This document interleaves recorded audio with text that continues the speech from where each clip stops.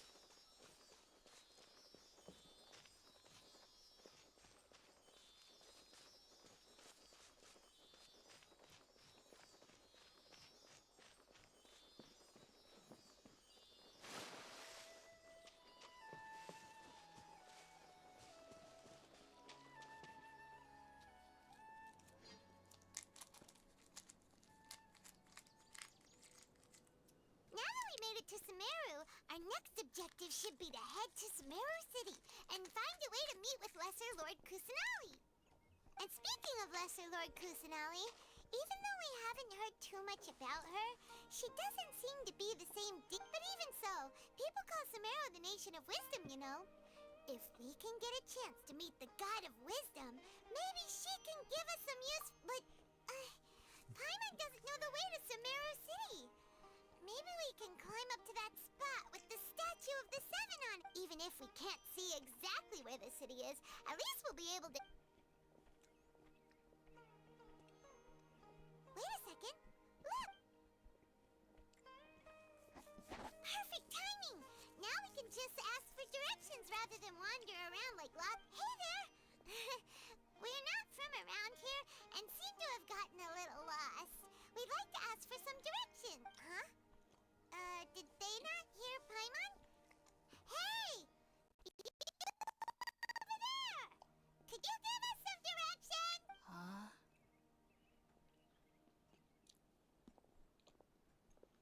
What's going on here? There's no way she could have missed that. Well, even when we get the chance, we'll just...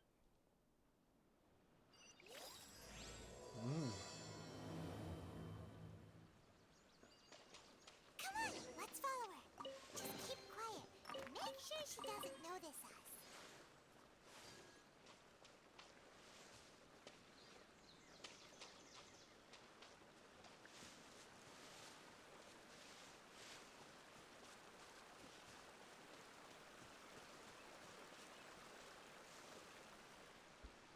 Huh? She just walked near that small waterfall and then suddenly vanished.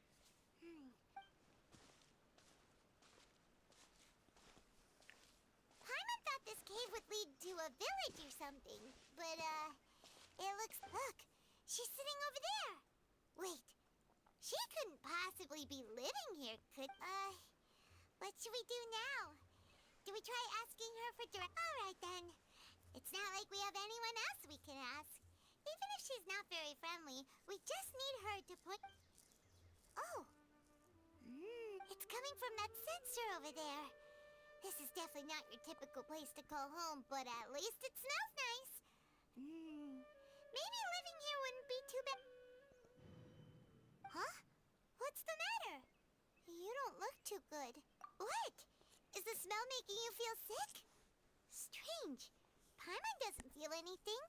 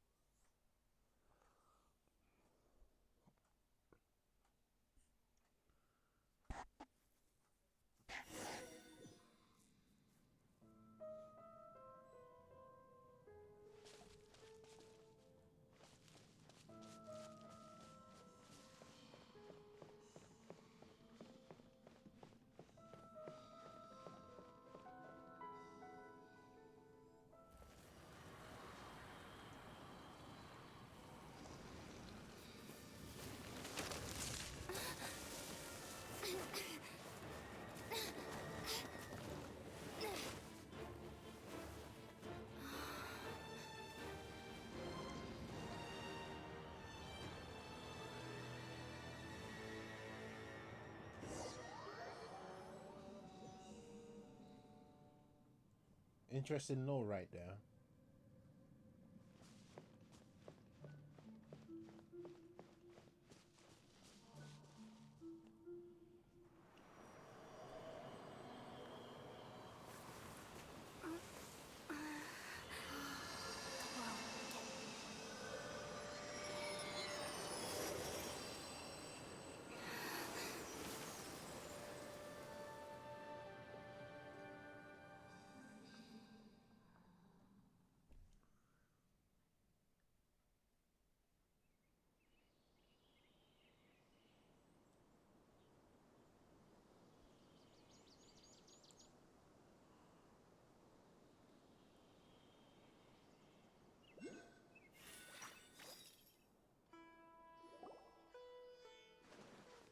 Are you sure it's not serious? The Traveler's been out for a long... Yes, you can relax. Believe me, Master is extremely knowledgeable. If he says that she's going to be alright, then there's absolutely nothing to worry about. Oh, are you awake now? Oh, thank goodness! Traveler, you're finally awake! Well, we're at... Good question. Where are we? Jaime was in such a panic when you passed out that she even forgot to ask what place this is. This is Gandharvaville. It was originally built by scholars from Sumeru as a place to rest in the rainforest. Now it's mainly used by the forest rangers as a base of operation. My name is Kale. I'm a trainee forest ranger. My master and I found you passed out during our patrol, so we brought you here. Oh, no things are necessary. I didn't do anything really. By the way, how are you feeling now? Any discomfort? Oh, that's Master's herbal medicine you're tasting. He gave you some while you were unconscious. Before I forget, Master mentioned you should take more medicine once you wake up.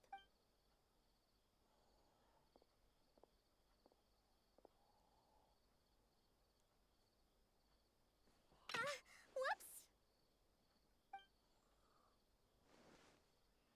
Kale, what's the matter? Were you trying to retrieve the medicine? As I've already told you, you must be careful with these. I'll get it for you once I am finished here. Sorry, Master. Now, the Guide to Avidia Forest's Edible Fungi is clearly posted on our bulletin board, but if Farbode forgets which mushrooms to avoid one more time, I'll have no choice but to leave the guide somewhere a little more visible. Like right smack on his forehead so others can remind him to be careful. Right? This is the second time he's come down with food poisoning this month. I'll be sure to give him a good talking to. Yes, please do. If, on the off chance, Farbode simply enjoys having little imaginary fairies dance before his eyes, then we'll just let him be.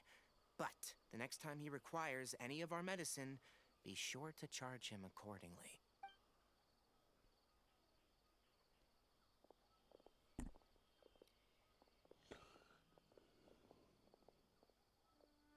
So, how are you doing? Feeling better? Oh, this is my master, Forest Watcher Tainari. He is chief officer over all the rangers here in Gandharvaville. I already informed Paimon about the reason you fell unconscious earlier. But now that you're awake, let me explain it for you as it is common practice for Sumeru scholars of certain darshans to dedicate themselves to training in meditation in isolated areas, particularly the nearby forests. While meditating, they use a certain incense known as Spirit Borneal to help calm their minds as they enter a state of deep rumination. In hopes of asking directions, you two followed a scholar named Hypatia into her cave. The incense you smelled inside was the Spirit Borneal I just mentioned. That incense typically has no effect on most people, but for a very select few, it can have profound effects on one's cognition, as you experienced firsthand. Very good. Now, answer me this. Did you feel anything after passing out? Say, any out-of-body experiences, or did you see anything while unconscious?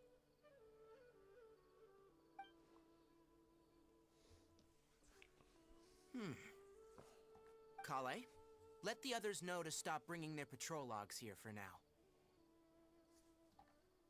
Huh? Why?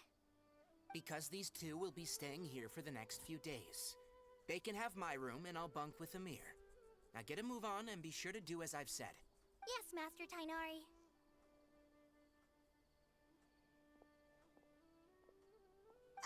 Wait, hold on a second. Can you tell us what's going on? Sure, let me fill you in. I originally planned to send you on your way once you finished your medicine. However, it appears now that you should stay a while longer in Gandharvaville for further observation while you recuperate. Further observation? No need to be hasty. As long as you have the capacity to judge between right and wrong, I promise that you'll understand the gravity of the situation. One, based on what you saw after smelling the incense and losing consciousness, we can conclude that you experienced a powerful hallucination, which suggests your mental state is not in the best of shape. If you're skeptical, have a whiff of this. Oh, are you okay? You're experiencing a similar sensation as when you passed out, aren't you? So even though your condition is stable as of now, if I were to haphazardly let you leave, it's highly likely that you'd suddenly pass out again somewhere else. The rainforest is home to many fierce animals and hazardous areas. If something were to happen to you again, I'm afraid you might not be so lucky. For now, I suggest you continue taking your medicine each day and avoid wandering off on your own, at least until you stop having adverse reactions to this kind of smell. Good. Now, continue resting while I fire up another bowl of medicine for you. Seriously? We just arrived in Sumeru and we're already having problems left and right. Paimon knows we're set on meeting Lesser Lord Kusanali as soon as possible, but you really don't look too good. It'd probably be best to let you recover first. Hey! Are you even listening to Paimon? Paimon's over here worrying about you, you know. What's weird? You mean how you're feeling now?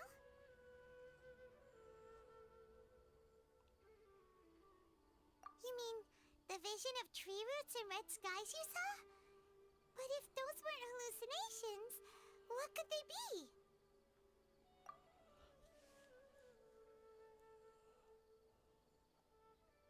Well, considering how unique you are, Paimon trusts your judgment here. But why didn't you say anything about it? If he misjudged your condition, then there's a chance you could get worse, right? Huh? You mean that Tainari already knows that what you saw weren't hallucinations? But if that's the case, why would he try to hide? Oh, Paimon gets it now. That explains why you were so quiet earlier. Well, that settles it then. We'll stay here to rest up and figure out what's going on with your But it seems like asking Tainari might not be an option anymore. What do you think we should do? Good idea. Kale's pretty friendly. We can ask her tomorrow about what she knows regarding the Dendro Archon and customs in Sumeru.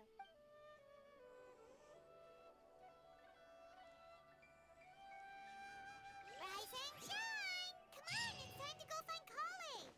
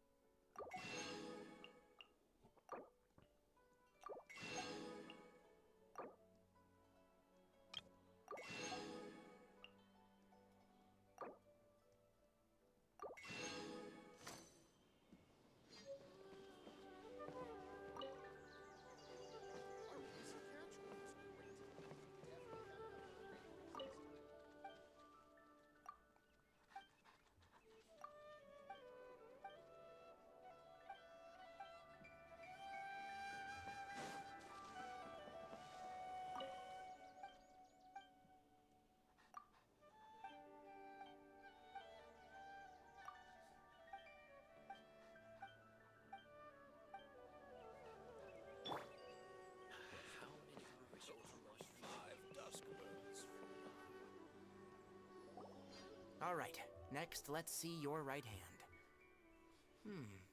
Not bad. But please remember that you still need to be careful, understand? Yes, I will. By the way, Master, I still haven't received the patrol route for today. Look, Kale, today's patrol will be a long one, so you won't be coming along this time. Besides, there's a chance we may encounter... Well, you understand. But I have a vision too! Am I useless to everyone? Don't talk like that, Kale. This is not something you need to be worrying about. Ah, there you are. Feeling any better? Yeah, since we'll be staying here for now, we thought we might as well try lending a hand around here. Seems you're not the type to sit back and take it easy for a while, huh? In that case, perhaps Kale could take you two for a patrol south of Gandharvaville for the day. And if you're feeling up to it, you can be responsible for cleaning the Statue of the Seven. Tighnari, we're ready to head out. Got it! I'll be right there! All right, we'll be heading into the forest now.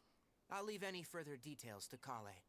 Yes, you can count on... So, Kale, what exactly are we going to be doing? Tighnari mentioned cleaning the statue just now, but, that doesn't really sound like the job for a ranger. Well, a forest ranger's responsibilities can be pretty diverse. They handle a variety of tasks, like checking the condition of outlying roads, maintaining forest facilities, ensuring fire prevention standards are met, and providing assistance to travelers and locals. As for Master, well, he has to handle more dangerous areas of the rainforest. Today we can perform routine checks on the pathway lamps as we make our way to the Statue of the Seven. Paimon, traveler, this way! You can leave the task of checking the lamps to me. In the meantime, you two can keep an eye out for anything unusual.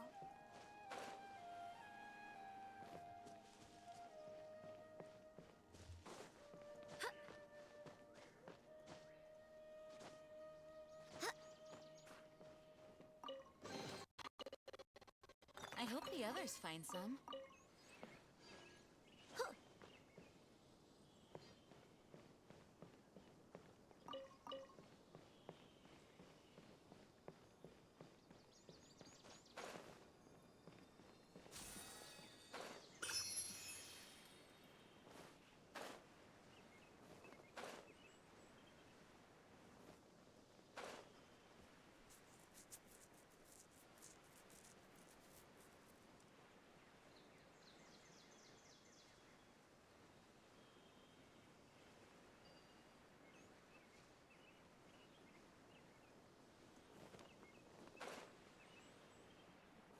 Nothing wrong with these two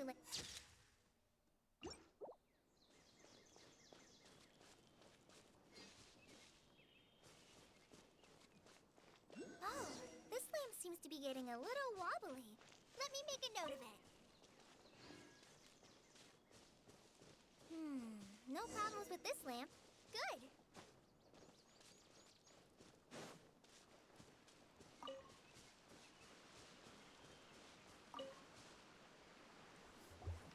The Statue of the Seven is up on top of that large rock formation.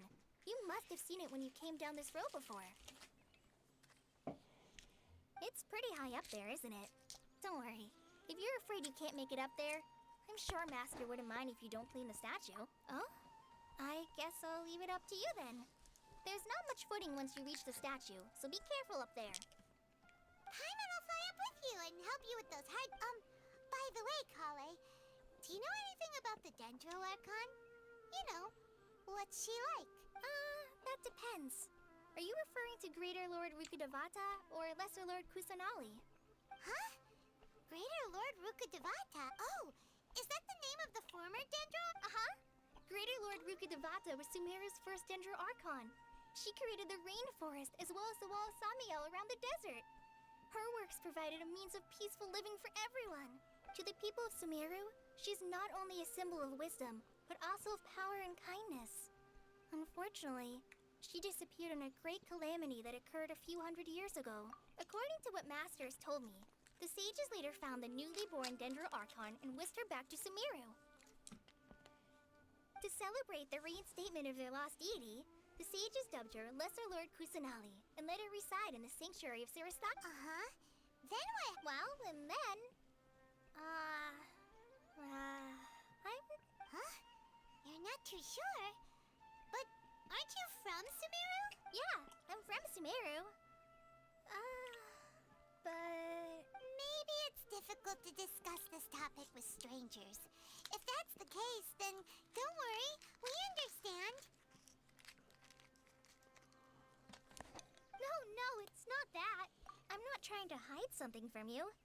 Besides, I don't consider you two strangers. Because you two know Amber, right?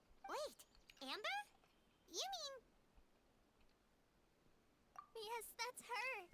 I once lived in Mondstadt for a while, and she helped me a lot during that time. You could even say that she helped me become a new person. There's no one like Amber. She lives life to the fullest while always adhering to her strong sense of justice. She's ready to answer the call for action at any moment, but is also very understanding of others. She's like the spark that lights the fire in everyone's heart around her. If you ask me, she's a prime example of a true outrider. She's the first person anyone coming to Mondstadt will meet. You can't help but be enthralled by her charm and enthusiasm, causing you to fall in love with the lands of Mondstadt and...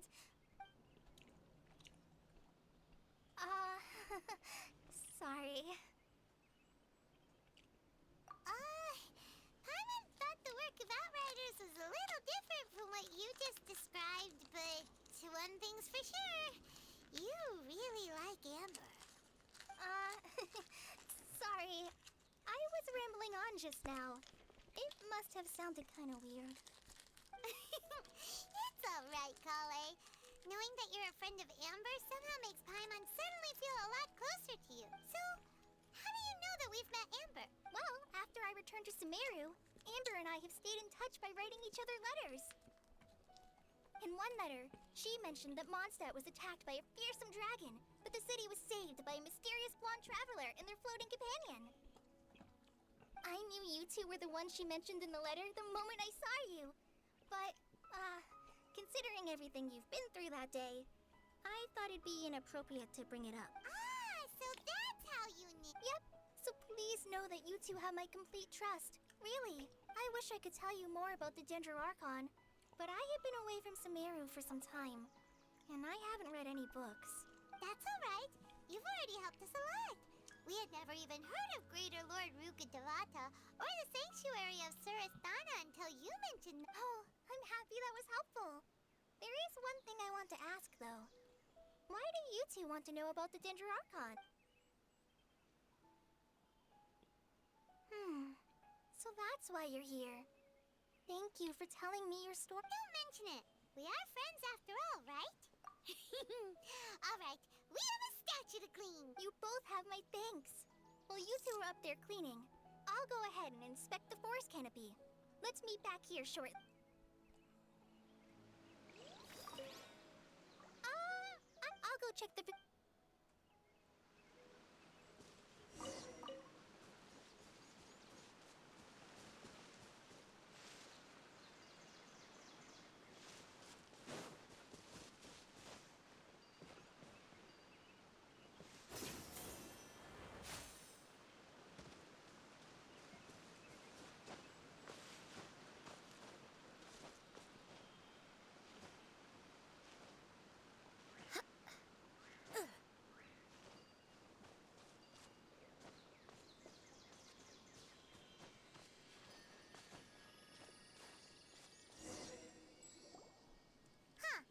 Now that Paimon looks at it, the deity that's carved on the statue is kinda small.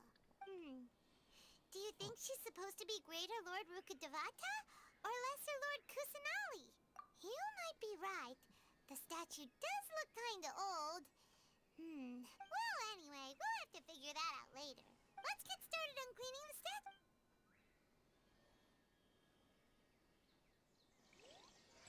Nice work. That's a one.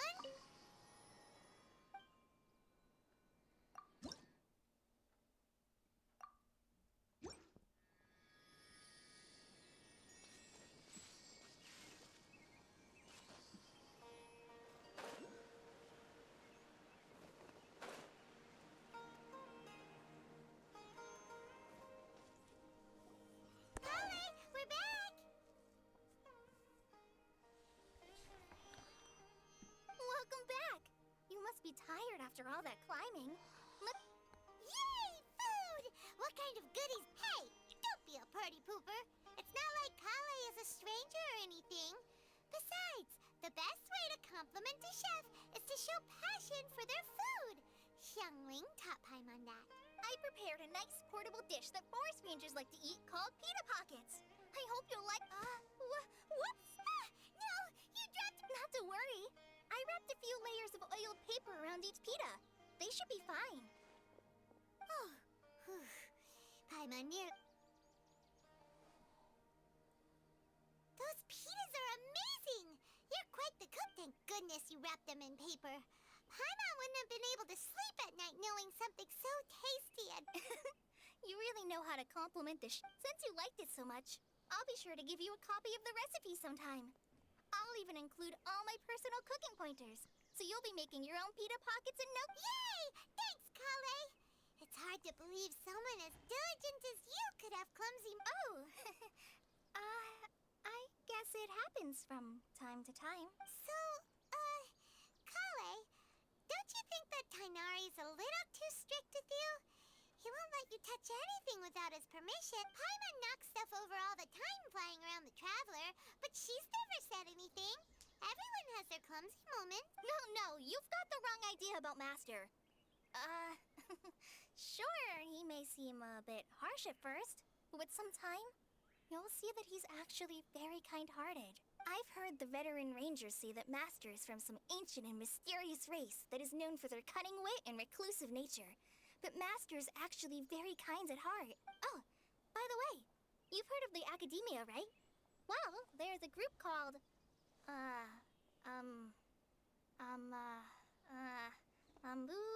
something? Well, anyway, because Master does a lot of research on plants, sages from the Academia have written him many times, inviting him to take up an official position there. But Master declines their offers every time, saying, Sumeru City is too noisy. It'd be bad for my ears. I know, right? I've always wanted to pet them too.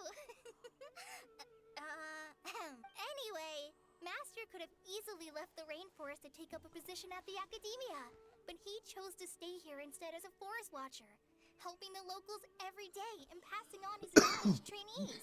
In fact, Master's the one who taught me how to make pita pockets. Really? Paimon would have never guessed that. Oh, speaking of Tainari, he was the one who took care of you after finding you passed out yesterday. He even carried you all the way here. Paimon's still kinda upset, though. He kept scolding Paimon the entire way here.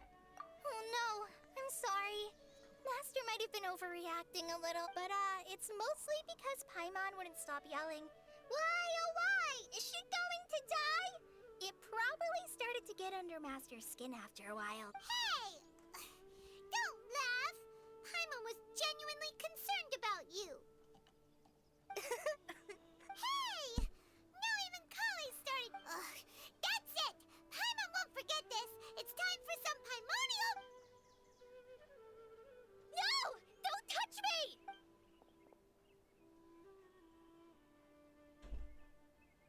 Oh, sorry, Kale. Paimon didn't mean to scare you. No, I just... I didn't mean that. Kale, are you okay? What's the matter? No, I'm... I'm fine. I'm sorry. I must have startled you both reacting like that. Oh, well, it's getting late now. Let's hurry back to Gandharvaville. I think Master and the others should be back by now, too. Huh? What was up with Kale just now? And why is she in such a hurry all of a sudden? Look, she's practically running back. Paimon can't even see her.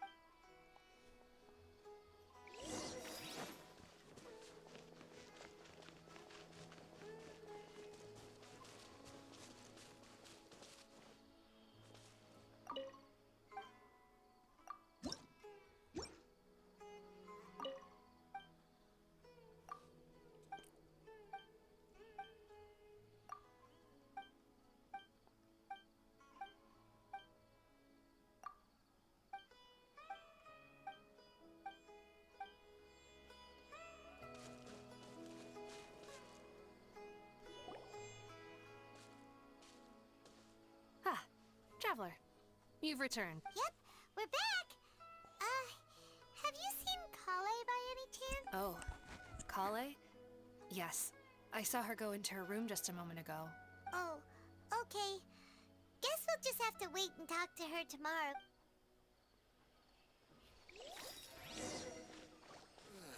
I am dead on my...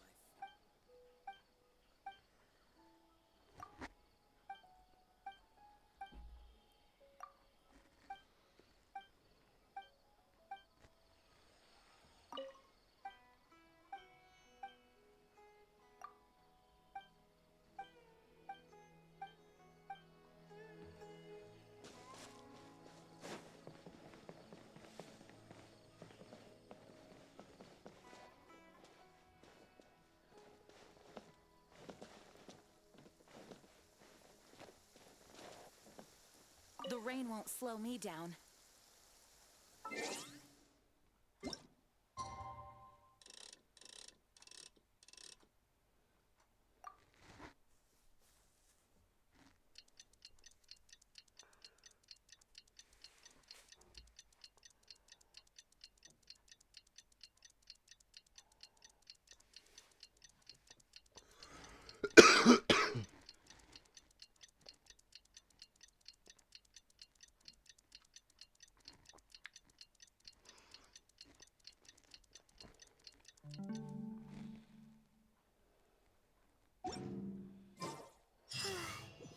Paimon was thinking,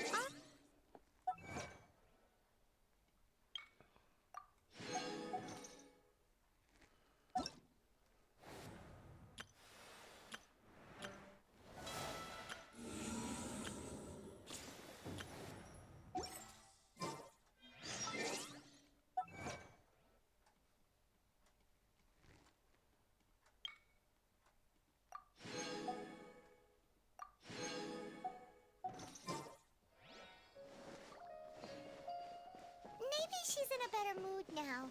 Let's go check on her.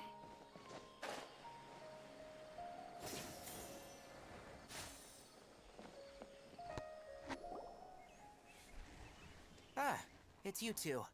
I was just about to go look for you. Huh? Tainari? What are you doing here?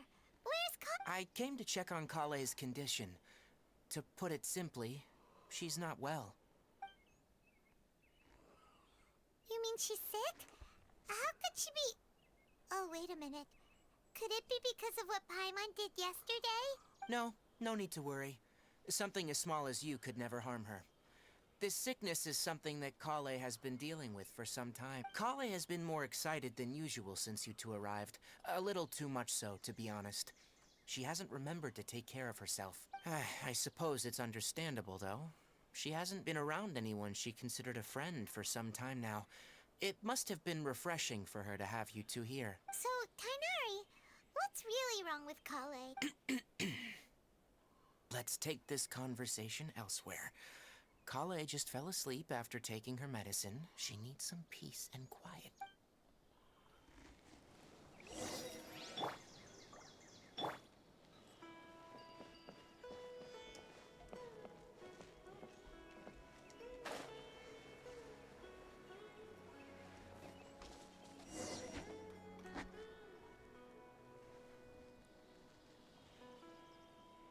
All right, let's continue our conversation here, shall we? To be honest, I hadn't realized you're that honorary knight from Mondstadt until Kale told me just now. I've also heard all about your deeds in Liyue and Inazuma. So just to clarify, what I'm about to tell you about Kale is not because of who you are or your past feats. Instead, I am going to tell you because, well, because Kale asked me to. And honestly speaking, I was against Kale revealing her past to you. But she insisted, saying you two treated her with sincerity and as a friend. So now she wishes to reciprocate the gesture. So, Tainari, what exactly is wrong with Kale? You said this is something she's been dealing with for some time. Just how serious is it? Right. Ever since she was a child, she's been afflicted with a disease called Elazar. Elazar? Yes. It's a disease unique to the lands of Sumeru. It is characterized by dark and hardened scales that form on the body. At first, The afflicted may only feel mild numbness on affected areas of the skin.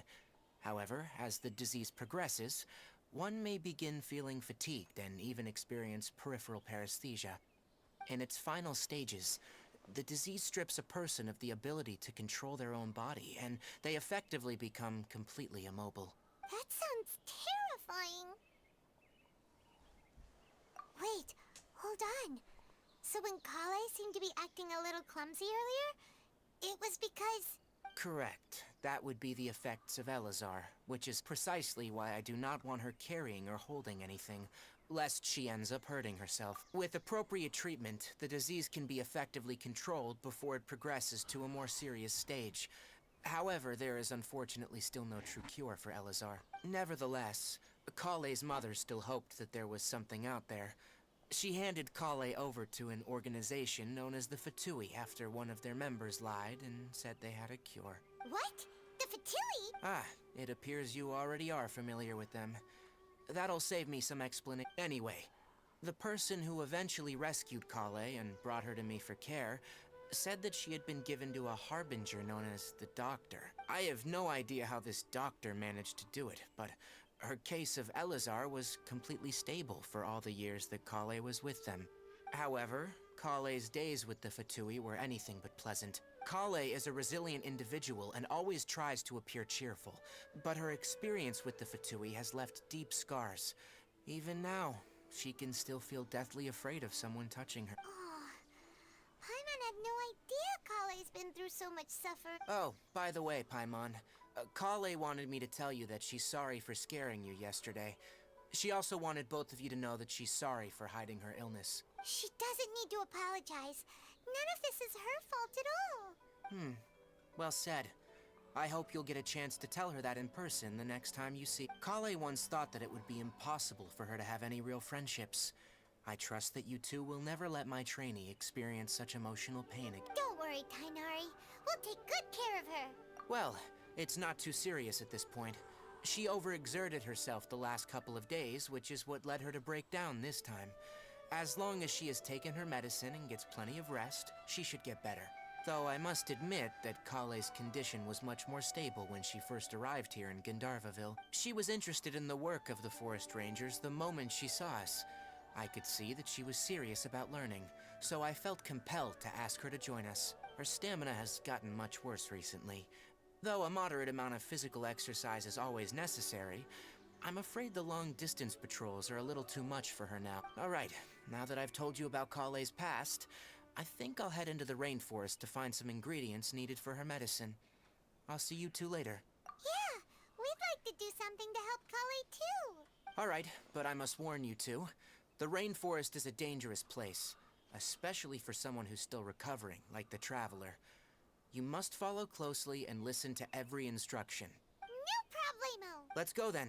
We'll be looking for a plant known as the Nilotpala lotus. It's often used to help those afflicted with Elazar recover their energy. Hey, Tainari? Where exactly are we going to find this plant? Nilotpala lotuses can be found all over the rainforest, but it often grows right here around Gandharvaville. Given the name, it sounds like we should be looking for it in the water. You are correct. The Nilotpala lotus grows in the water. When fully matured, they look like giant blue flowers floating on the water's surface. Quite an attractive species, if you ask me. The large petals are actually the plant's leaves and sepals, which surround a very small flower. You should note that many of the plants found in Sumeru have names that are contrary to their species. Take the Cowpelata, for example. The plant is not a lotus at all, but rather a vine. And then there's the Sumeru rose, which is not a rose, and is completely contrary to its name. Oh, okay then. Note to Paimon. Never bring up the topic of flowers with Tainari. There is no escape.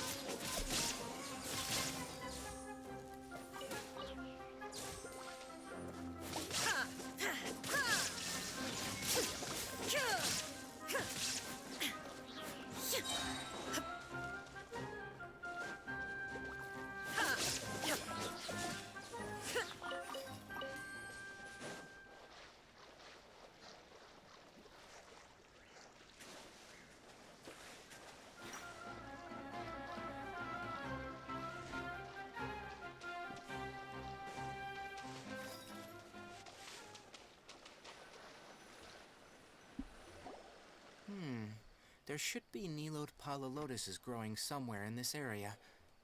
If you could manage to we'll rendezvous here. Alright,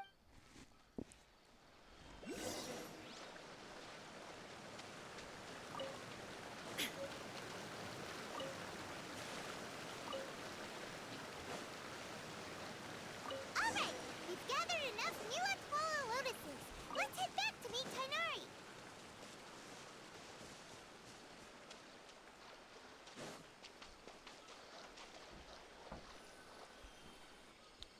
Hey, Tainari! We found the lotuses you requested. Let me have a look. Good. Very good. These are all excellent quality. I'm glad you two came along. Your exploration experience helped save me a lot of time here. It seems we even have enough time to stock up on other things I need. Hey, Tainari! Oh, Tainari, someone's calling your... Ah, yes, that's Amir and the others. But didn't they just set off not too long ago? Let's go find out what's going on.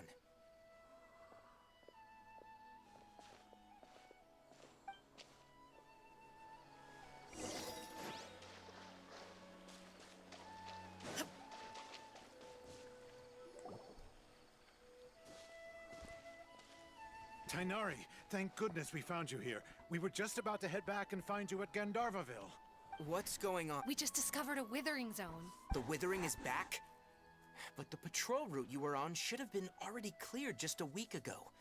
It reappeared so quick. Can you tell me the exact location? It's up ahead, deep in the river valley. It's appeared in a spot that blocks nearly the entire narrow part of the valley area. So we decided to come find you as quickly as possible. And the radius of the contamination? Sorry, I couldn't get a clear enough view. No one in our patrol team had a vision, and it appeared to still be spreading. So we didn't Okay, I understand. You made the right decision. I'll go deal with it right away.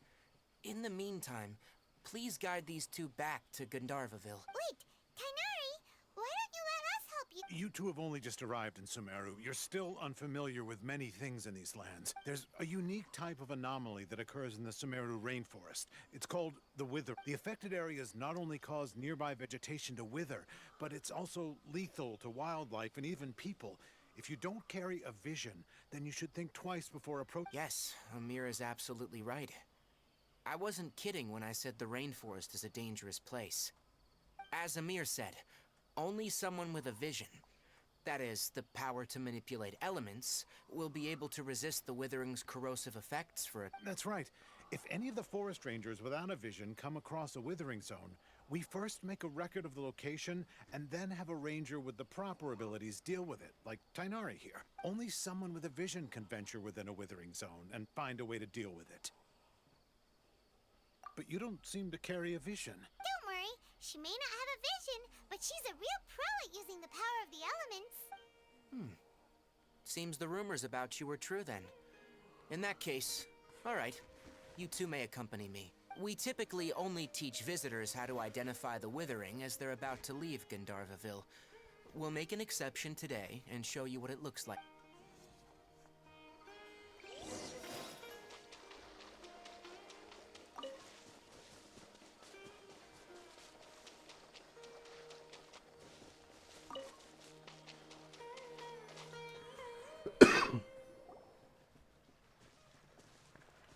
Stop. Don't move any further. Look there. Huh? Where? Oh, look! Those plants have withered. That whole area is kinda gloomy. Even the air looks like it's filled. Oh, Paimon doesn't like the look of this. That is the withering. All right, traveler. We're gonna have to enter that withering zone. Once inside, we'll need to look for what we call tumors of the withering. If we eliminate those, then the... Thank you. But I must... Even with element... You ready then? Let's go.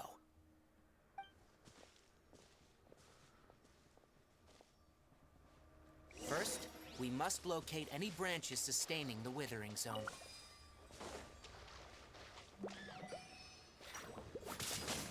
Shine down! Now you shall perish! Ha!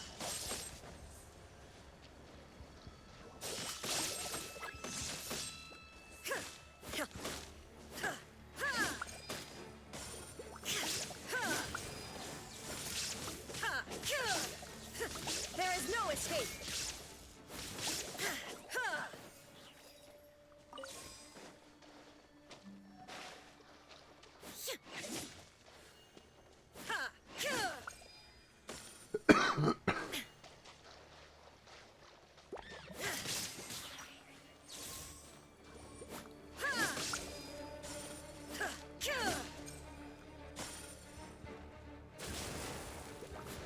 Illusion shattered!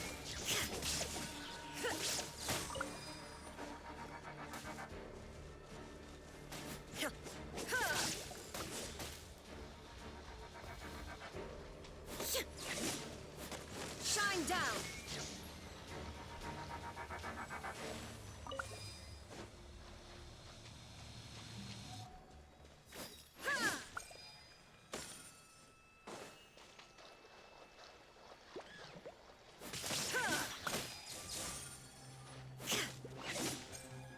Great work. Now that all the branches have been cleared, we'll need to take care of the tumor.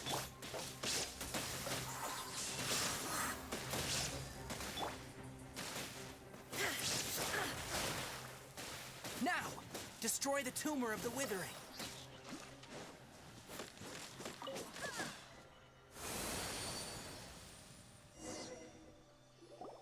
We did it!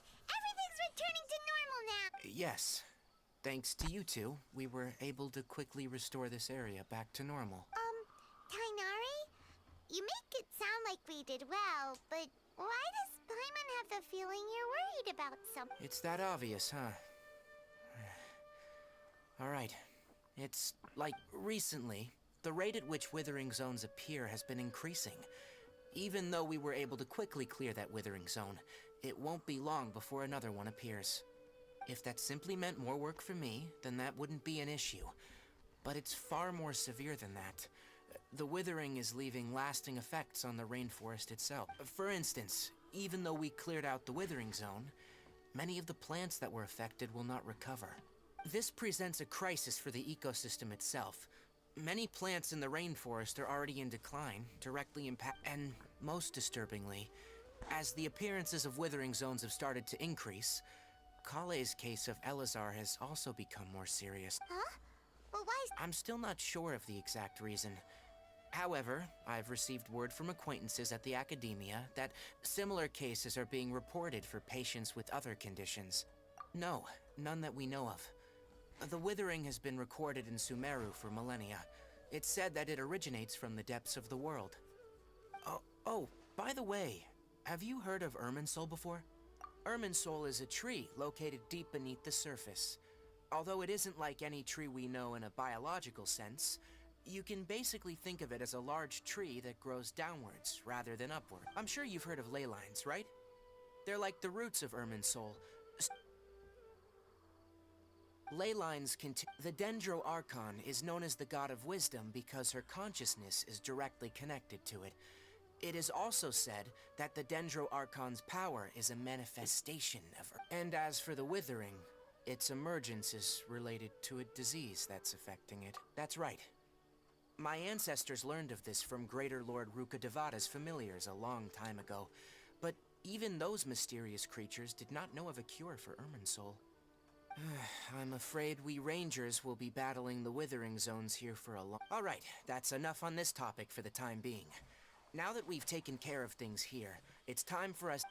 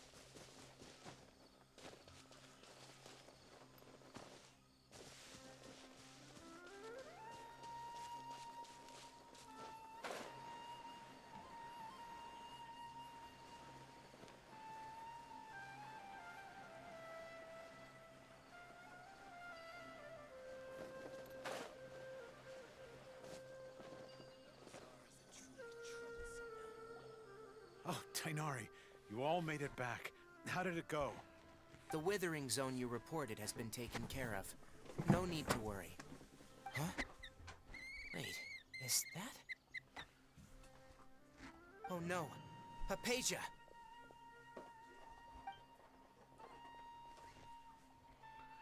Huh? What's wrong, Tainari? This Duskbird is Hypatia's designated courier for urgent news. You do remember her, don't you? She's the scholar you and Paimon were following when you first arrived in Sumeru. Oh, her? How could we forget? So did something happen?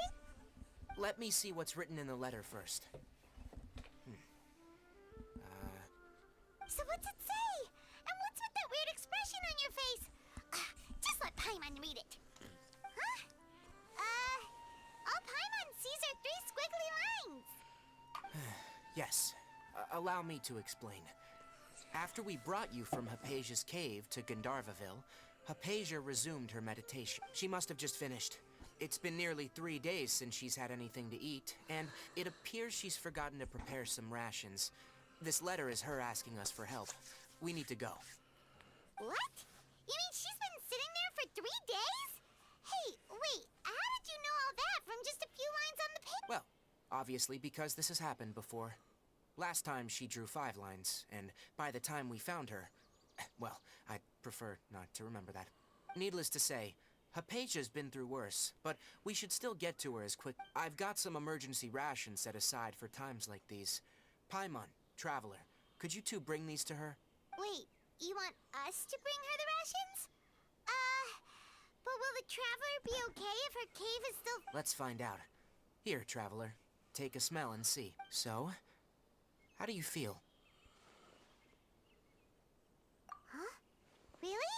But wait, how'd you know that she'd be okay this... Back when we were clearing the Withering Zone, I observed that she could adeptly manipulate the Dendro element. I knew then that she would be fine. And if I may ask, when I was telling you two about Irminsol's ley lines, was what I described similar at all to what you saw when you were unconscious? That's correct. Those weren't hallucinations at all. Though I don't intend to apologize for deceiving you, because what you saw is of significant importance. Not just for the nation of Sumeru, but the entire world of Teyvat. My forefathers were shown much favor by Greater Lord Ruka Devata. We took an oath to protect this nation together with her. Now that that duty has fallen to me, it was a part of my responsibilities to ascertain whether you could be entrusted with the fate of Sumeru. Now, after seeing you in action with my own eyes, you have earned my confidence, and I no longer feel the need to hide any secrets from you. When you passed out, your consciousness had connected directly with Irminsul. What you witnessed were actually real memories contained within Irminsul itself. I could try to tell you more, but it would be better if you went to ask Hypatia instead. Her focus on meditation and use of Spirit Borneal are aimed at establishing a connection with Irminsul. That sounds nice and all, but will she really help us?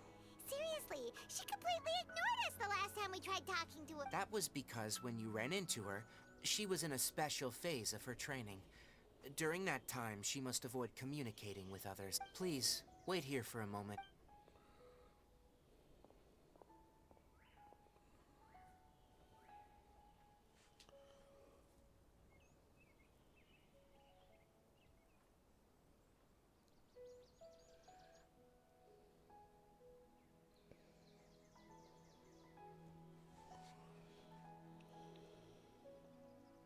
Here, take these.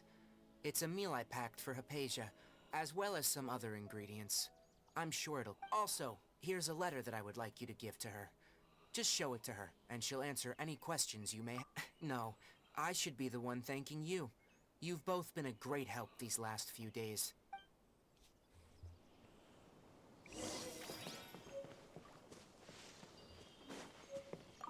Anyway, I'll go prepare college. Rest assured,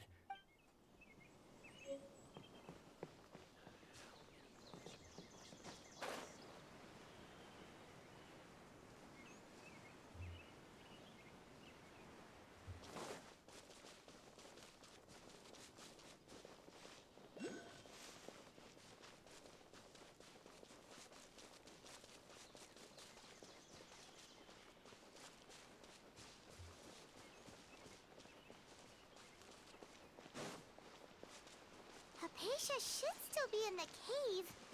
Let's go inside and see how she's doing.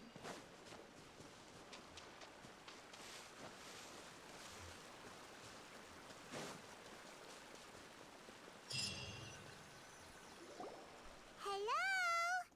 Hypatia? Maybe she went out to look for some food. Let's try looking around the area.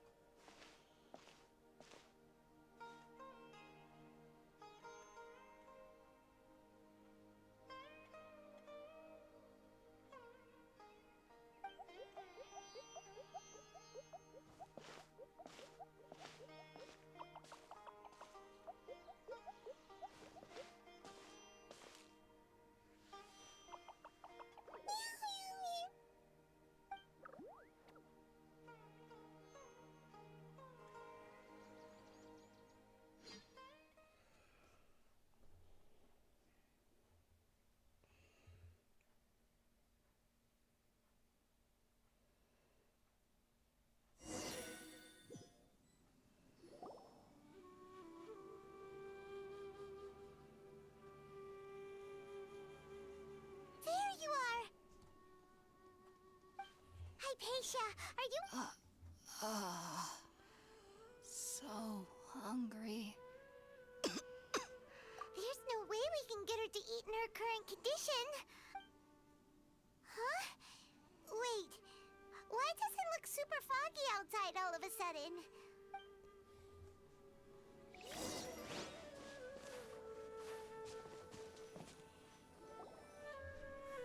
Huh? How'd things out here end up... What happened? And where are we? Really? Oh, maybe you're right.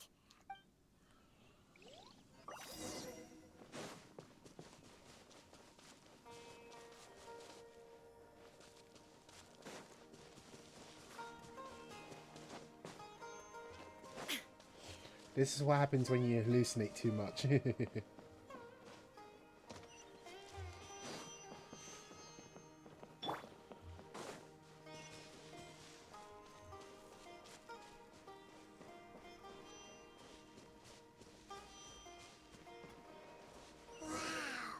this place is huge! I knew there's something off about that cave. Let's think of a way to get over there and have a closer look. Who knows? Maybe we'll find a lead of some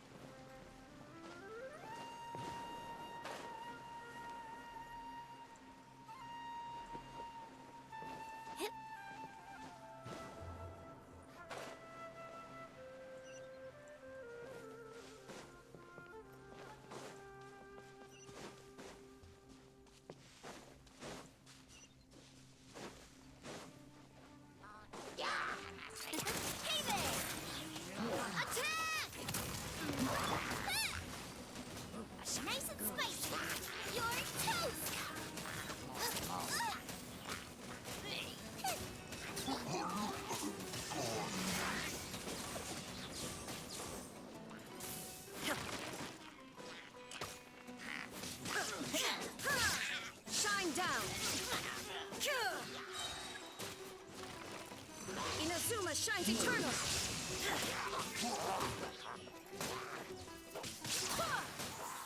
Barbados! Madness! There is no escape!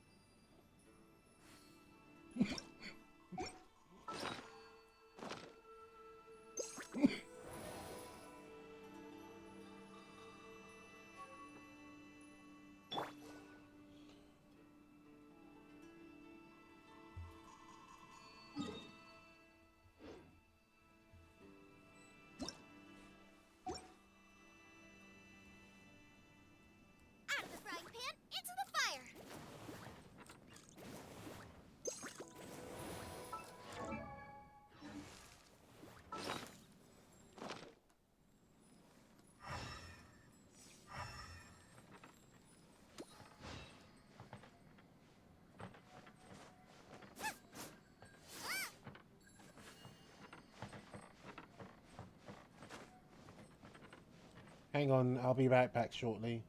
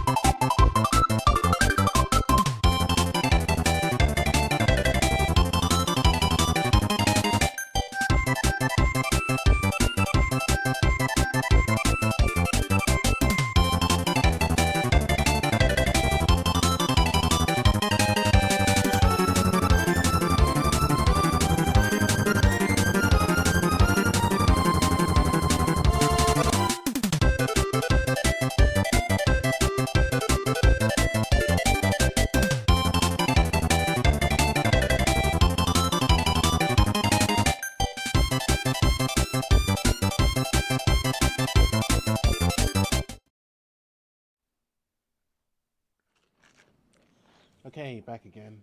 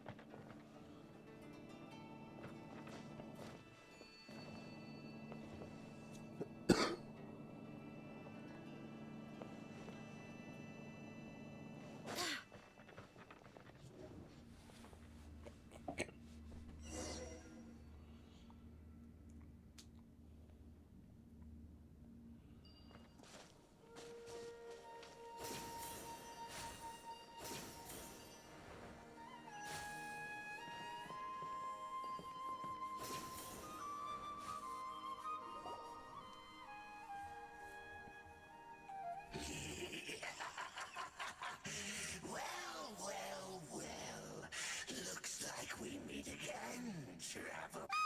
The Abyss Herald! What are you planning? Strange place. Plotting. You needn't worry about such things. They don't concern you.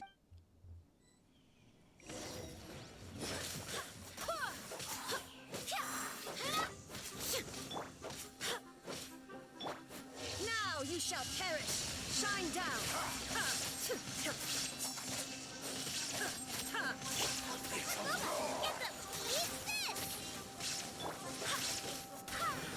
Wind, hear me. Coming at ya! Hey there!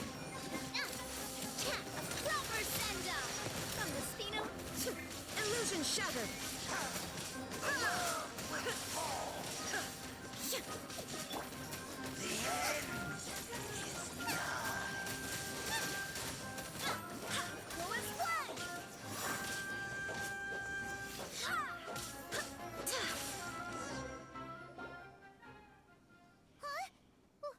Why can't we beat this guy? Oh, Paimon doesn't get it! We faced others like him before! What's wrong this time? Traveler. Though you may have managed to avert countless crises before, your good fortune was bound to return later. It's time you realize how weak and powerless you really are.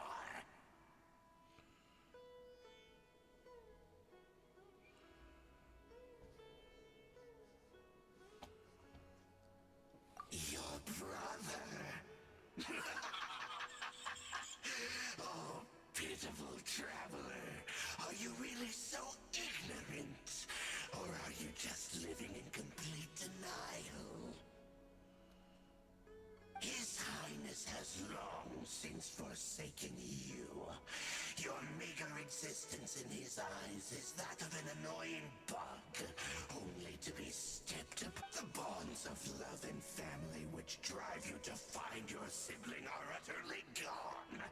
Your journey is meaningless. But don't you fret now. Today will be your last. Now die!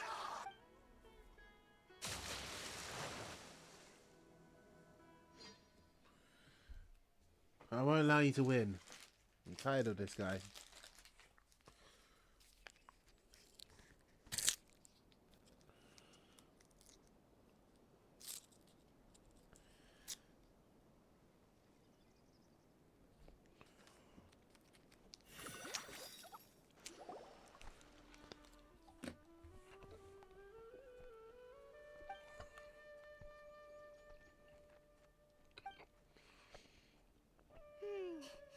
What do we do?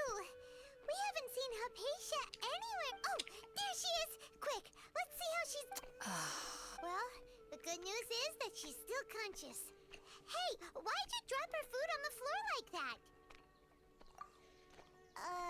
Are you okay? That's really not like you. Anyways, we can talk about this later. We better make sure she's alright first.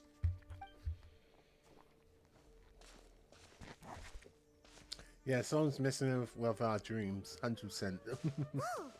Wait a sec. Look at all this fruit lying around her. We can put that to good use.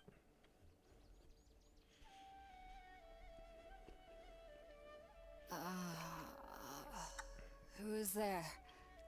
Tainari, is that you?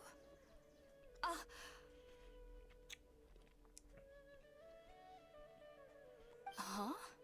It's okay. You can relax, Hypatia. Tainari sent us here to bring you some food and water. Here, we have a letter that he asked us to give you.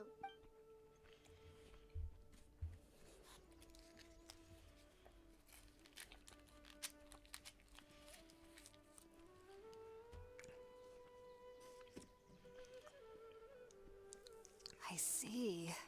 So, you're friends of Tainari. I apologize for all the trouble I've caused you. I'm grateful that you came so quickly to save me. You even brought all this fruit.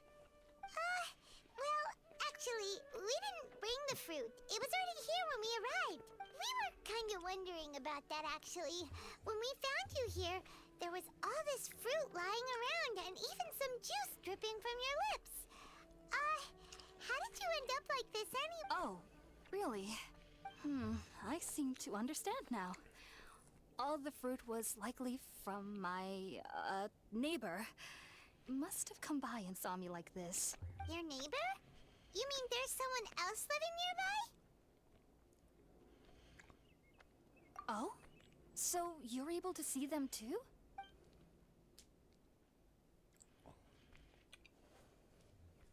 Wait, hold on a second, Traveler.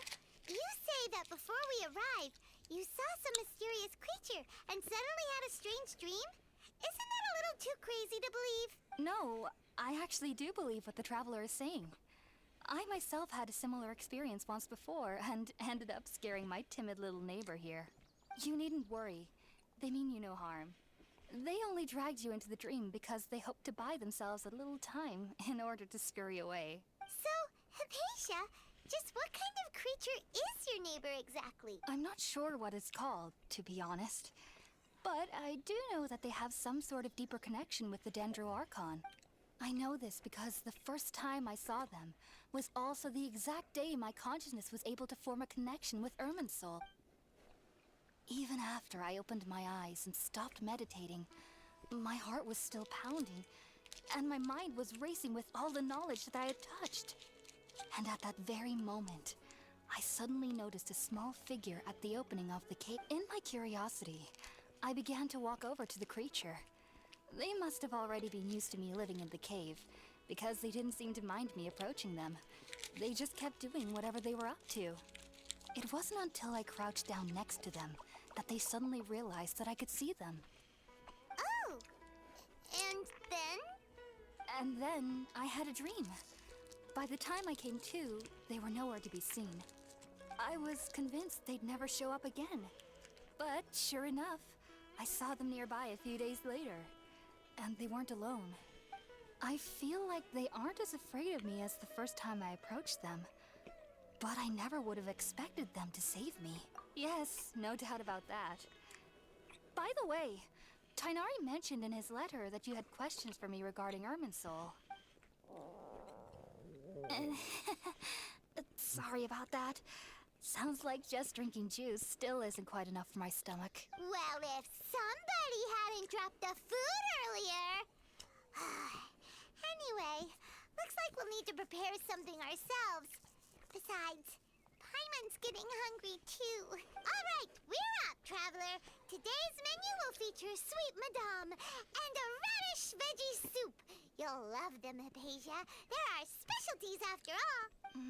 Sounds good. I've never tried any dishes from other nations before. I certainly look forward to it. It's been so long since I've had a decent meal, too.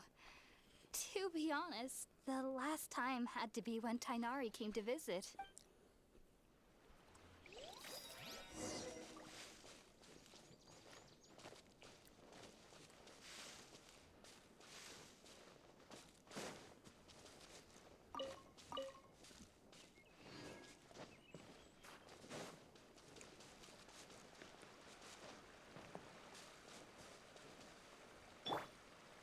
Nice and spicy.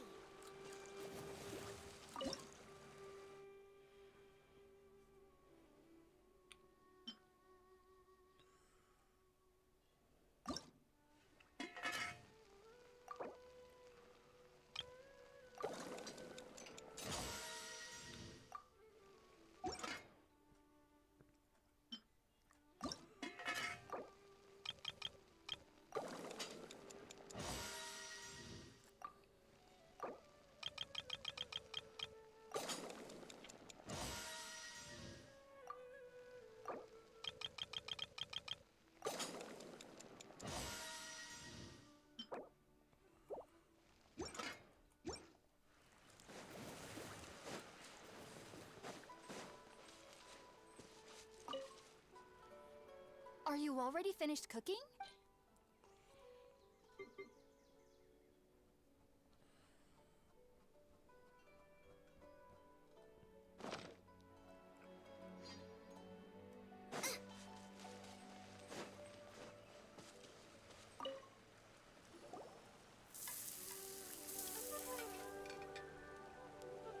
All done. Oh, it...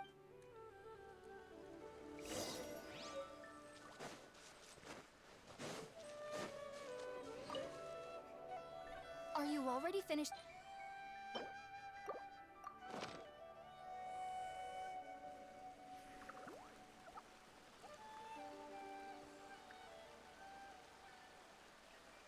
Even though everything you mentioned was in Tainari's letter, it's still hard to believe you were able to connect with Irminsul immediately after smelling Spiritborn eel for the first time. It took me nearly 3 years before I could do so.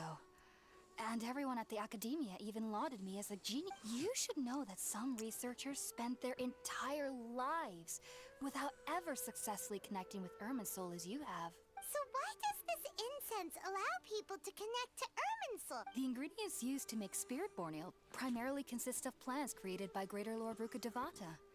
These special ingredients are conducive to heightening our senses to the Dendro Archon's power. Since the root of the Dendro Archon's power lies within Irminsul, we can occasionally tap into her powers to peer into the depths of the earth. Naturally, anyone who can establish a connection with Irminsul in their first ever attempt must be a person of great understanding.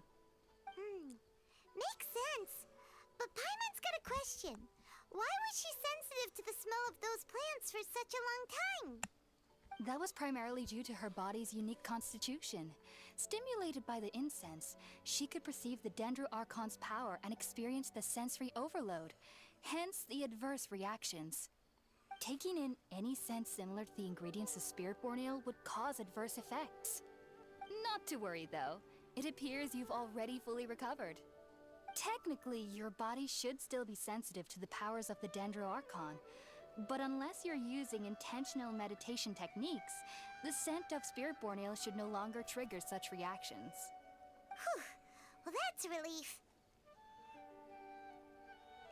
I must admit, I am quite envious of your abilities. Even if it meant suffering from pounding headaches for the rest of my life, I'd consider it worthwhile so long as I could connect with Irminsul at will. Whoa, you're really serious about this whole thing, aren't you?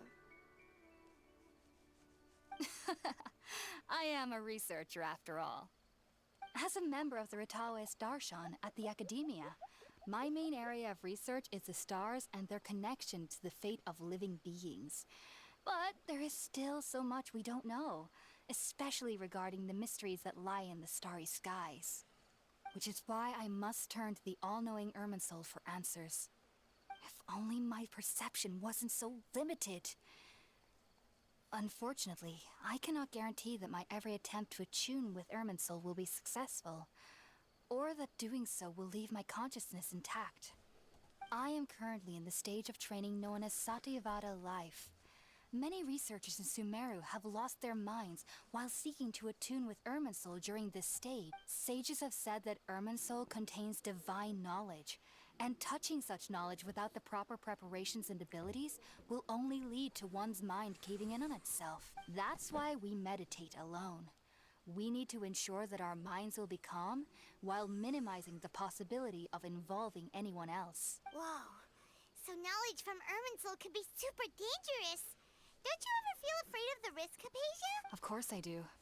Especially during nights that are pitch black with no moonlight, and dead silent without even the sound of insects. However, I've been feeling better as of late. I don't get as scared anymore knowing that I believe that being able to see them is a sort of blessing from the Dendro... But what's strangest of all is that they're clearly an envoy of the god of wisdom herself. And they have the curious power to make people dream. What's so strange about that? It doesn't sound so out of place for a divine being, does it? Well, it's strange because nearly nobody in Sumeru can ever dream. Oh, is that true? Yes, well, to an extent. Only children can dream in Sumeru. Adults, however, never do. The sages say that wisdom implies rationality, but that which occurs in dreams is often neither rational nor logical.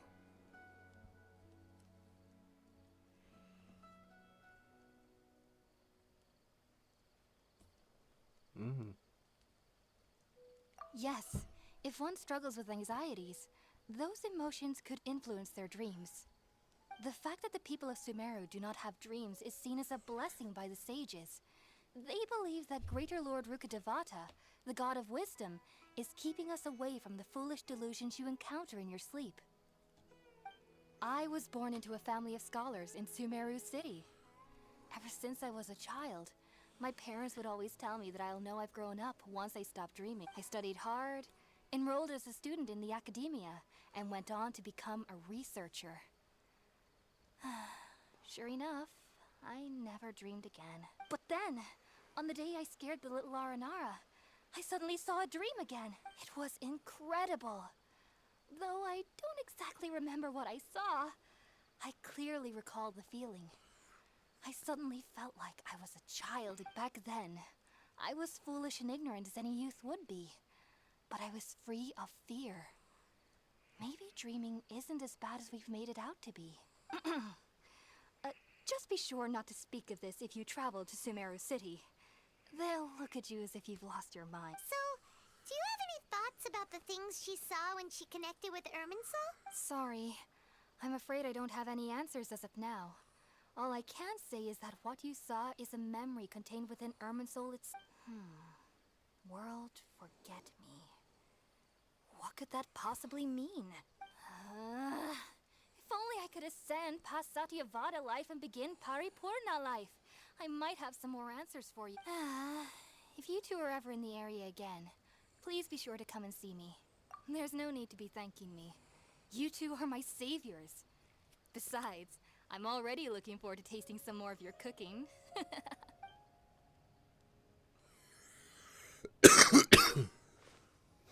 Now that we know Hypatia is alright and had the chance to ask her some questions, Paimon thinks it's about time to head back to Gandharvaville.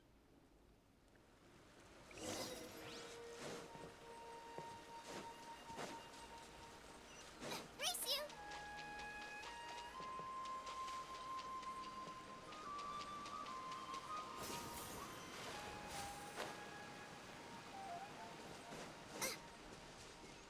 Race you!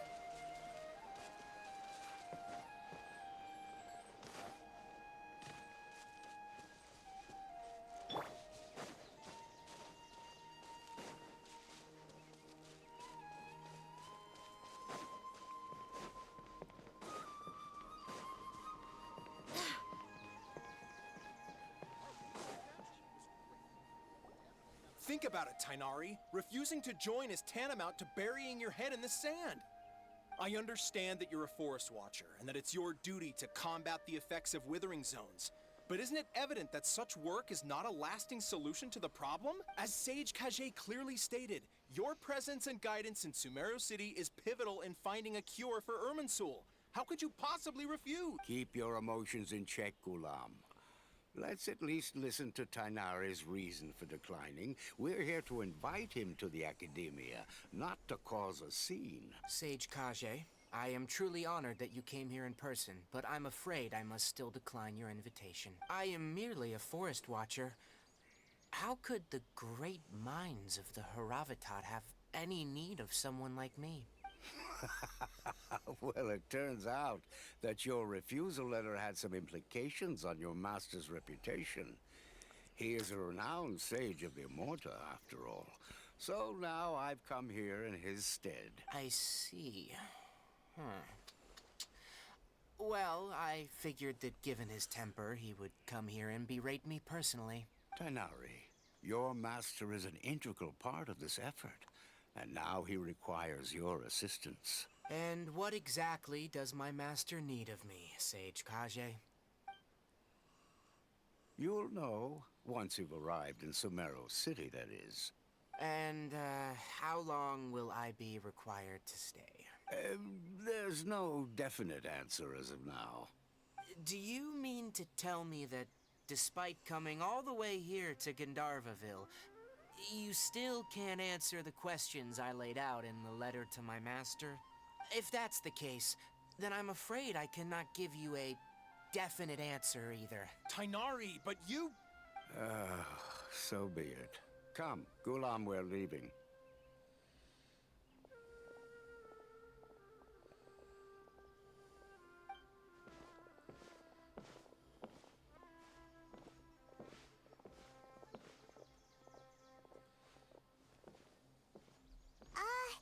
Tainari, what was that all about? It's nothing. Some people from the Academia wanted me to go to Sumeru City to assist them with a project, but I had to refuse on account of all my responsibilities here. But all that can wait. How did things go with Hypatia? It was quite the eventful trip, but the main thing is that she's safe and sound. She answered a bunch of questions for us. Very good. Now that the Traveler has made a full recovery, there shouldn't be any reason for you to tarry here longer. I assume you will be heading to Sumeru City, correct? That's right! We want to meet Lesser Lord Kusanali and ask her for advice. Do you have any idea on how we can find her? Sorry, I'm afraid I don't have any advice for you there. Well, do you at least know anyone we can try asking in Sumeru City? Let me think. My trips to Sumeru City have been fairly short, and most of my acquaintances are researchers. Oh, how about this? I'll write you a letter of introduction that you can give to a researcher I know. He's from the Immorta Darshan and is adept at gathering information. Asking him might prove worthwhile. Also, when you enter Sumeru City, you'll probably end up receiving something like this item here. I'm not sure if it will ever come in handy for you, but maybe you can give it a try. Hello, Zalgrades. How you doing? Also, nice It's that you're called an listening from Akasha work. Terminal. It's a tool produced by the Academia that utilizes the legacy of Greater Lord Rukkhadevata. Some say that this item is the very basis of Sumeru's reputation as the City of Wisdom. Needless to say, this device and its usage fall under the Academia's expertise, so I'll leave it to them to show you how to use it. Great! Next up, Sumeru right. Tainari, we have something important to say to Kale before we leave. Is she doing better now? Yes, she's doing much better. After being confined to her bed all this time, I thought a little walk would do her some good. Last I saw her, she was taking the path towards the... She knew you two would be leaving soon, so she must have wanted... Thanks, Tainari. All right. Farewell, and good...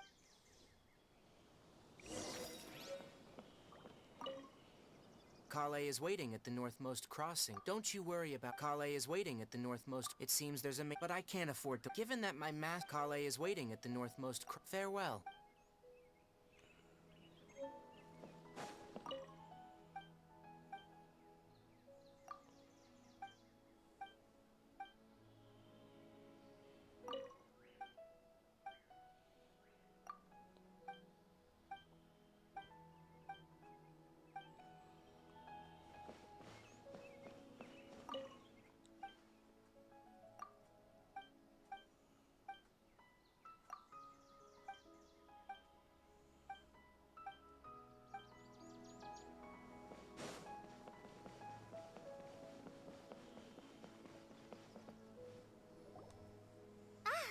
I've been waiting for you two.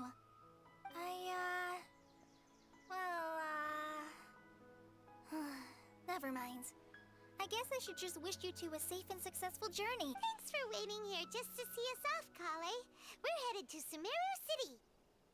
Don't worry about me. I can take care of myself. My condition won't be getting in the way of my duties. I want to be a forest ranger after all. It's up to me and the others to protect the rainforest here. And, I'm sorry. I should have told you both about my condition when we first met. I just wanted you two to treat me as a normal friend. Not some girl that needs your sympathy. But I guess now I understand that the most important thing is for friends to be genuine with one another. There's no need to apologize, Kale. We should be thanking you for trusting us enough to be your friends and sharing your past with us. We're probably still gonna worry about your condition, but that's because we're friends and we care about you. Thank you. That means a lot. Oh? What is it? It's my recipe for pita pockets. I told you that I'd give you a copy, remember? Yay!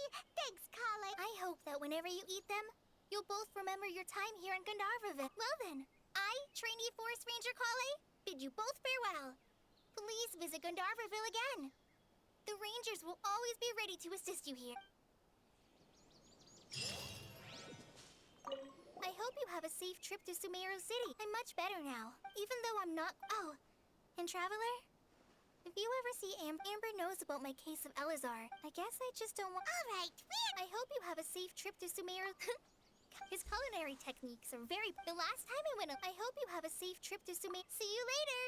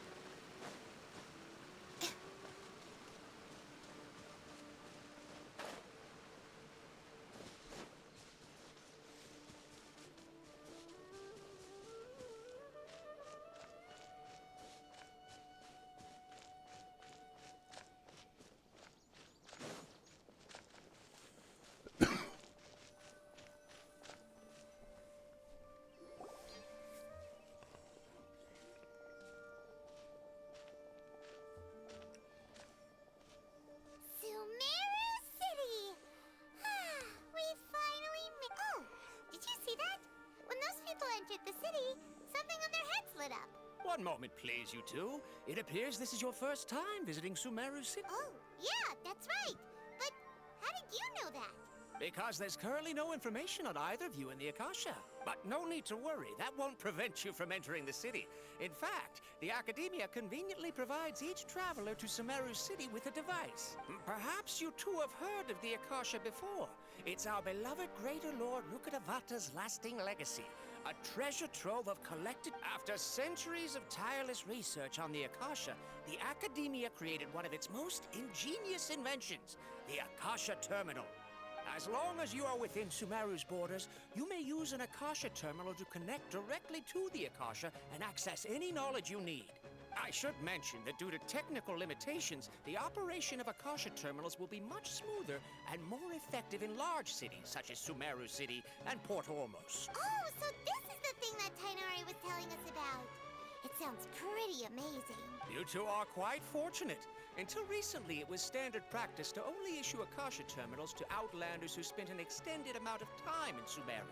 However, this policy was recently changed, and now all travelers are issued one upon arrival. Here are your Akasha terminals.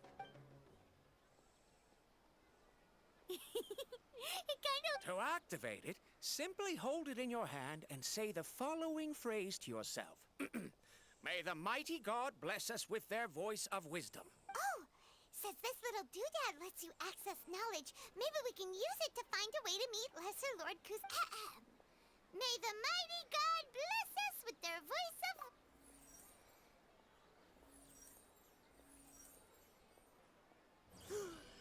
Whoa! Just now, something clicked, and Paimon suddenly knew how to use this thing. It seems all we need to do is concentrate on what we want to know, and bam! You get it. Oh. Exactly. That is... And with that, let me officially welcome you both to Sumeru City. May the wisdom of the Dendro Archon always be your guide. Okay, now that we're in, we can check the Akasha about Lesser... Okay, next, let's concentrate on asking how to meet her.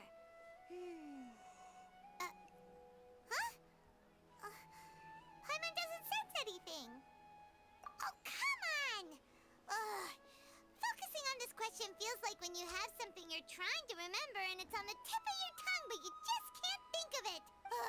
Paimon's brain is exhausted. Oh, smart idea. But what are you going to ask it?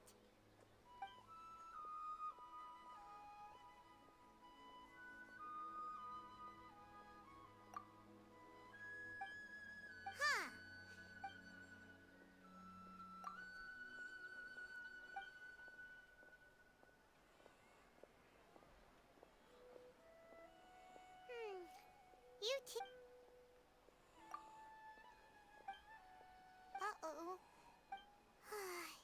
Well, seems no matter which way we try, we can't find anything that'll lead us to Lesser Lord Kusanali. Guess our only choice now is to try meeting with the researcher that Tainari recommended. He's from Sumeru, and even has a position in the Academia. Maybe he'll be able to access more info from the Akasha. Let's see. Tainari wrote an address on the...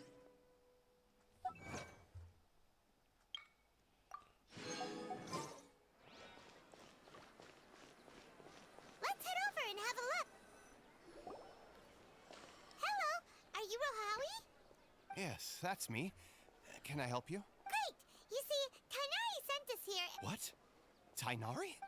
Please, there's no need to say anything, really. Sure, I admit that the article I published last month wasn't my best work, and maybe the data didn't produce the most convincing... Here! This is a letter from Tainari! Oh, let me see... Oh! Ooh, what a relief. You two nearly scared the life out of me. So, you two just have some questions for me? Seems even Tainari acknowledges my innate ability for procuring information. So, what is it you two would like to know? We want to meet with Lesser Lord Kusanali. Do you know a way we can do... You mean you want to meet the Dendro Archon herself? This isn't exactly my area of expertise, but let me see what I can find in the Akasha.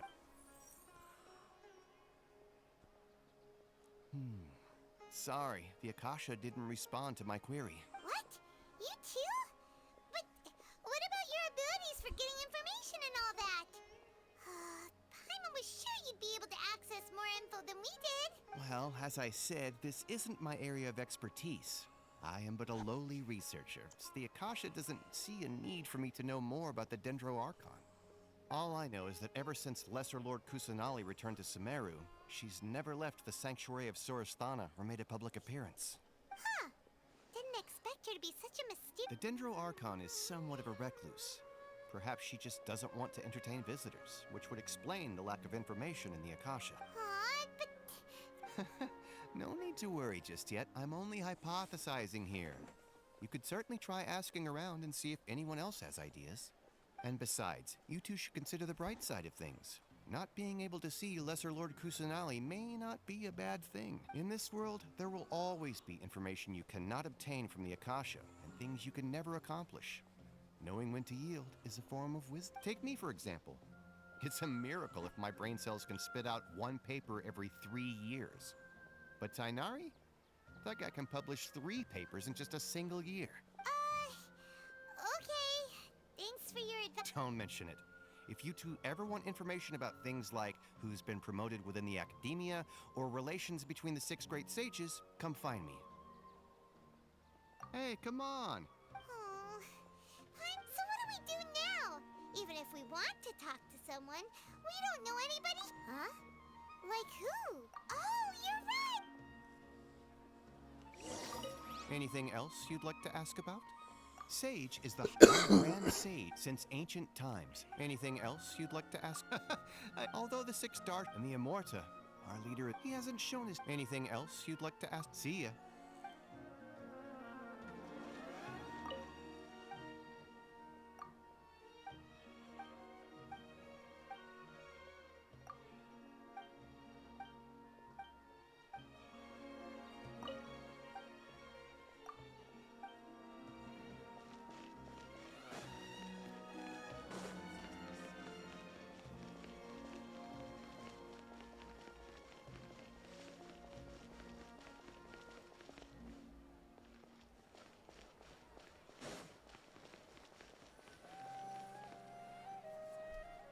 Astra Abyssosk.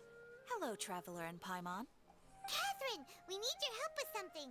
Understood. The Adventurers Guild is always ready to serve you. With what do you require We want to meet with Lesser Lord Kusanali. You two wish to meet with Sumeru's Archon. Understood. Please wait.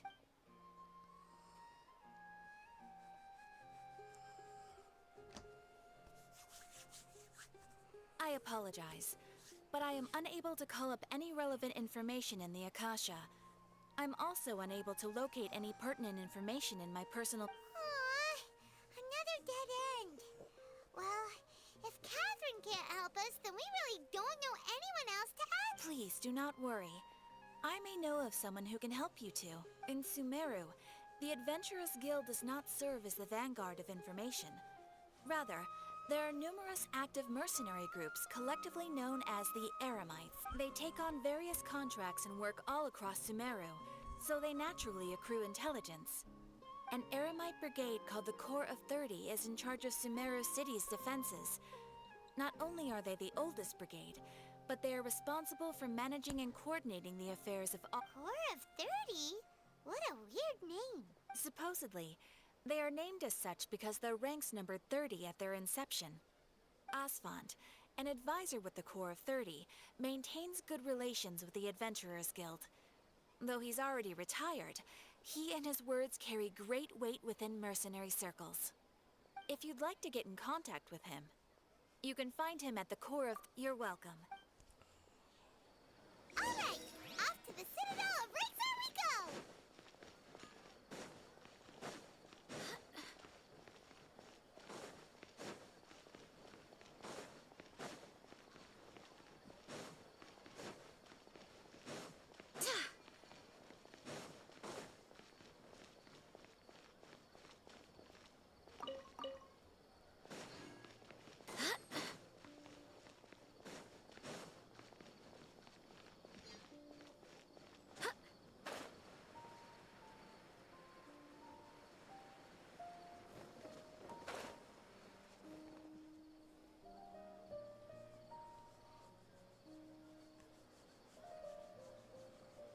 Welcome. The Adventurers Guild told me to expect you to. It's nice to meet you.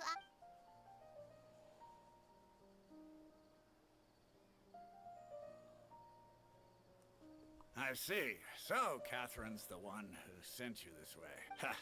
It's true that the Eremites network is vast, but even I can't help you meet the Dendro Archon. Wait, seriously? That's it? Afraid so. The Eremites aren't terribly religious, so we don't know much about divinities. As far as the Akasha goes, we can access even less than you. We originally came from the desert. The gods there died off long ago. Since those days, we've used our own two hands to carve out a living. We don't beg gods for their aid. It isn't just us, though. If you ask me, I think most in Sumeru aren't interested in Lesser Lord Kusanali. Oh? Why's that? Just take the Academia, for example. They're the ones who truly rule Sumeru. Although they believe in gods, most of them only care for the late Greater Lord Rugudevada. In their eyes, she was the one who founded Sumeru and gifted us with the Akasha. Lesser Lord Kusanali just happened to inherit her legacy. Because of the Academia's influence, most citizens are more familiar with Greater Lord Rugudevada and hold her in greater esteem. Not to mention that Lesser Lord Kusanali never makes an appearance, and the Academia never announces anything about her. As far as the people of Sumeru are concerned, she's just a god that exists. And that's all. Really? Aw. After hearing all of that, Paimon sort of feels bad for Lesser Lord Kusanali. Ha! But who knows? We're all just guessing when it comes down to it. Besides, I'm sure the God of Wisdom doesn't worry about her reputation among people like us. All right. Well, thanks for the info, Osfond. No problem. Always happy to help out the Adventurers Guild.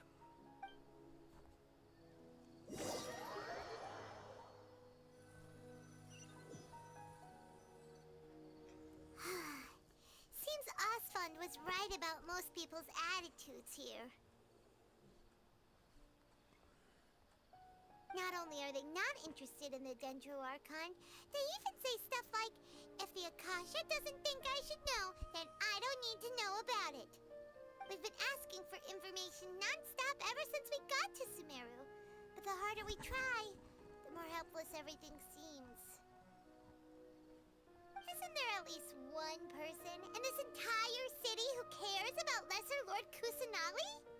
Oh, you two are interested in Lesser Lord Kusanali? Huh? Who are you? From the sound of it, you two are Outlanders who recently arrived here. You've been asking around for information on Lesser Lord Kusanali, right? Oh, I'm sorry. I forgot to introduce myself. I'm Dunyarzad, one of Lesser Lord Kusanali's faithful followers. Whoa, really? Then do you know how we can meet with her? I'm afraid I can't help you with that. But your conversation earlier did happen to remind me of a legend about the Dendro Archon.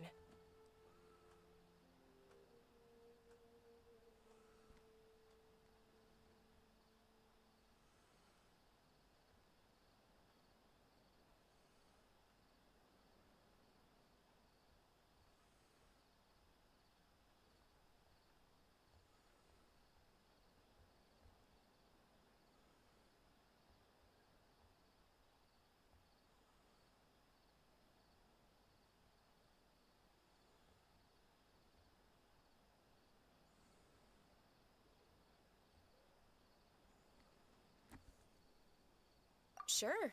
It goes like this. Long, long ago, there was a man who heard a prophecy. It predicted that a great calamity was about to befall him. Panicked by what he heard, the man sought out the Dendro Archon in hopes that she would bless him with the wisdom to help him escape his predicament.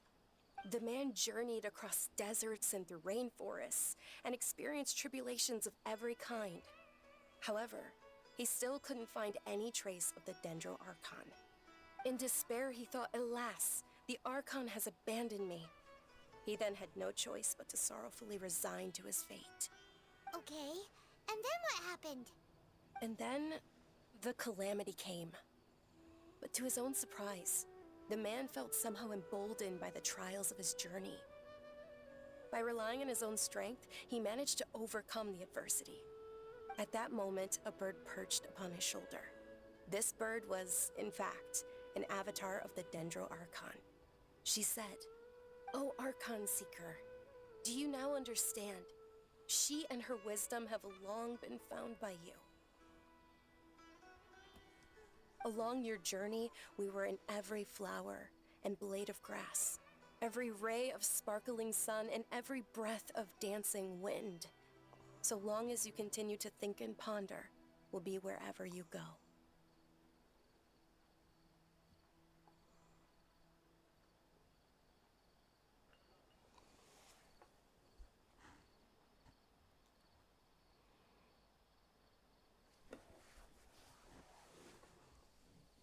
Yeah, thanks for the story. Paimon feels all warm and fuzzy inside after that. In a way, it seems like this story is also one of the Dendro Archon's avatars. Dunyarzad, since you worship Lesser Lord Kusanali, can you tell us anything else about her? Of course. So did you two know that, I'm terribly sorry, but it seems something's come up now. Let's chat another day.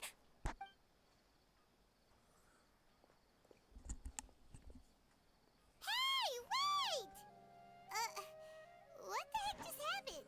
It looks like they're searching for someone. Dunyarzad was acting super nervous just now. You think they're looking for her? This stinks! We finally managed to find a lead about Lesser Lord Kusanali. We can't let them get in the way now. Let's see if we can get rid of them. Then we... Hey, have you two seen a brown-haired girl wearing a purple top and a long blue dress? We're looking for her. Did she have bandages wrapped around her wrists? Yes, that's her. Did you see which direction she went? Yeah, she went that way. Quick, after her!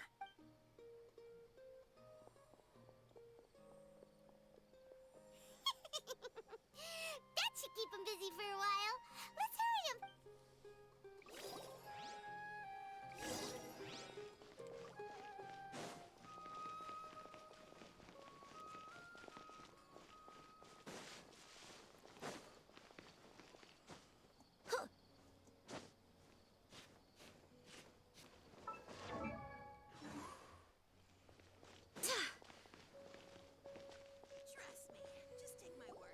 There you are, Dunyarzad. We thought you might have been long gone by now. Oh, it's you two. Oh, you startled me there. You can relax now. We threw those people looking for you off. Really? Thank you so much. Unfortunately, I believe there's still more of them out there looking for me. Uh-oh, looks like there's some coming this way. Huh? More of them? No, wait, my body isn't in the best shape. Okay, sounds good. All right, let's move.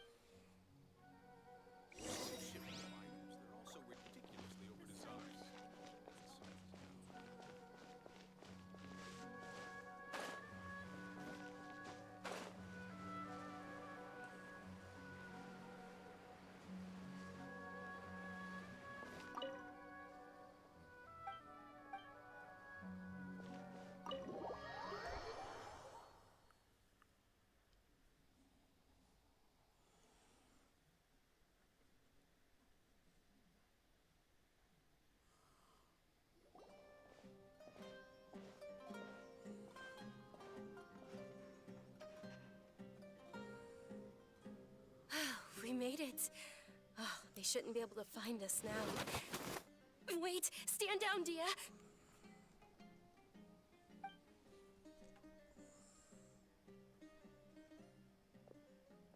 My lady, who are these two? They're travelers that I met on the street just a moment ago.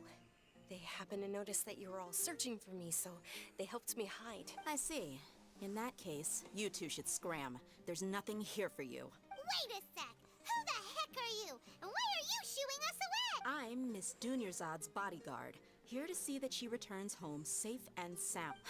My lady, let's get going. You've been gone for so long that your parents are worrying themselves sick. And if I refuse to go with you? It'd be easier for the both of us if you cooperated. But if you insist on not going, then I'll have to carry you like a sack of potatoes. Hey! Dunyarzad already said she doesn't want to go back. Why are you still pushing her? Stay out of this. You don't understand the situation. Sorry, my lady. Even though I'm your bodyguard, your parents are my employers. I have to answer to them. How much? Wait, what? How much more do I have to pay you to become your employer? So you never listen to my parents ever again. Double? A triple? Give me some time and I'll get that much. My lady, this isn't about Mora. I don't know what you think of us Eremites, but let me say this.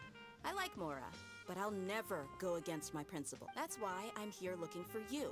Sure, it's an order from my employer, but my conscience was also telling me it's the right thing to do. And knowing your health, carelessly running around like this is gonna hurt ya. For the sake of those who love you, don't be stubborn. No, you're wrong. I'm aware of my limits, and I know what I'm doing.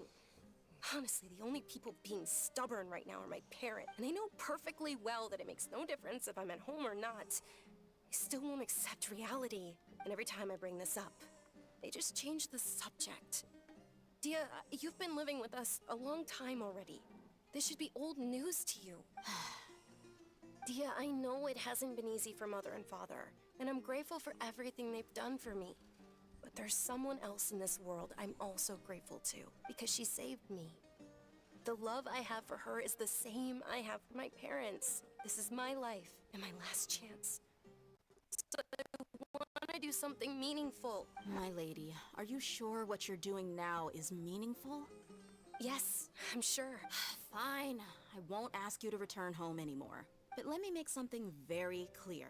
I'm only doing this because I respect your determination, not because I agree with you. Thank you, Dia. Sorry for being so rude just now. My nerves were acting up. And I even brought up your payment in such an offensive way. Don't worry about it, my lady. I did say that I like Mora. Besides, that's our next topic of conversation. Today's little excursion caused such a ruckus that every single bodyguard at the estate was deployed. It wouldn't be easy to hide things from your old man. Since this definitely won't be your last escapade, here's a little tip. You should at least make it look like your room and things are still in order when you leave. Also, you'll need someone to cover you for when you're out and about. So, I'll let you hire me, my lady. This way, everyone wins. As for the pay, let's say half of what your father pays me. We can settle the bill when we return to the estate. Okay, deal. Yay! Looks like they've... I'm fine, really. I just feel a little tired now that things have calmed down. My lady, stop trying to look tough. We're already in a tavern, so let's rest up and grab some grub. I'm sorry for worrying you two. If you don't mind, I'd like for you to join us. Sure! After you rest up, we want to hear more about Lesser Lord Cook...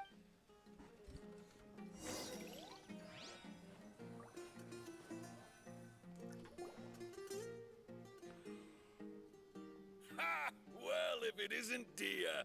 Haven't seen you in nearly half a year. Word on the street is that you're a bodyguard for the Homayani family now. Ha! Don't you find that kind of work both? Nah, you get used to it. How about a menu over here? You got it. Huh? Isn't this little Miss Homayani herself? We don't get to serve personages like you very often. We'll be sure to prepare our very best. Thank you, sir, but there's no need. I don't have a lot of Mora on me, and I really ought to save as much as I can. But please bring these two the best food you have. They're my new friends, so I want to be a good host for them.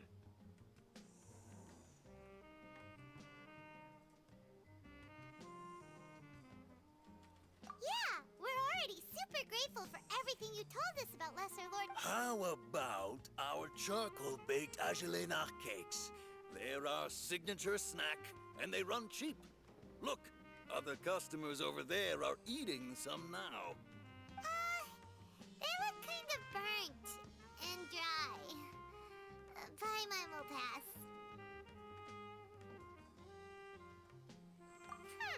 What do you have against my slime dishes? Dunyarzad, we lot of people when we first arrived, and almost nobody was interested in Lesser Lord Kusanali. So, what made you want to follow her? Well, remember when you asked me if I knew how to meet the Dendro Archon? Even though I don't know how, I think I've actually seen her before. Huh? Really? Yes, it was when I was a child. At the time, my illness had kept me bedridden for the better part of a year. I was stuck inside and couldn't make any friends, and my parents did their best to find treatments for me. But even then, the Akasha didn't have any helpful information. My younger self no longer had any hopes or dreams. One flare-up was so bad that I was in a semi-conscious state for several days. Then one night, I woke up alone in my room. I was terrified. My body was paralyzed. Even if I cried, there was no sound. At that moment, an ethereal voice spoke in my mind. Dunyarzad, don't be scared. You don't have to cry. Dunyarzad, don't be scared. You don't have to cry. Who are you? How do you know my name? How do I explain this? You might not be able to understand, but actually, I know everything about you. Really? Of course. I know that you're scared of thunder, that you hate taking medicine every morning, and that you love counting the petals on your mom's skirt. Wow, you really do know everything. Dunyarzad, is there anything you want? What? Not really. I can't go anywhere or do anything. Huh? But aren't you a child? All children have wishes. Tell me what you want, and maybe I can make it happen. But, can you make my illness go away? Oh. I'm sorry. But I'm not powerful enough to do that right now. Then, can you be my friend? After that, the voice said, "Okay, I'll be your friend." Although my body was suffering during those days, that voice encouraged me and told me many wondrous things. Beyond my window was the flourishing Sumeru city. Beyond the city was a lush rainforest. And beyond that was the wall of Samiel, deserts, and all of Tevat. Once I finally made it through that bout of illness, I couldn't hear that voice anymore. I told my mother about it, but she said that I must have been dreaming. But I know that that voice wasn't a figment of my imagination. Before that, I had never heard of Tevat. Yes, for sure. If it weren't for that voice, I would have never grown curious about the outside world.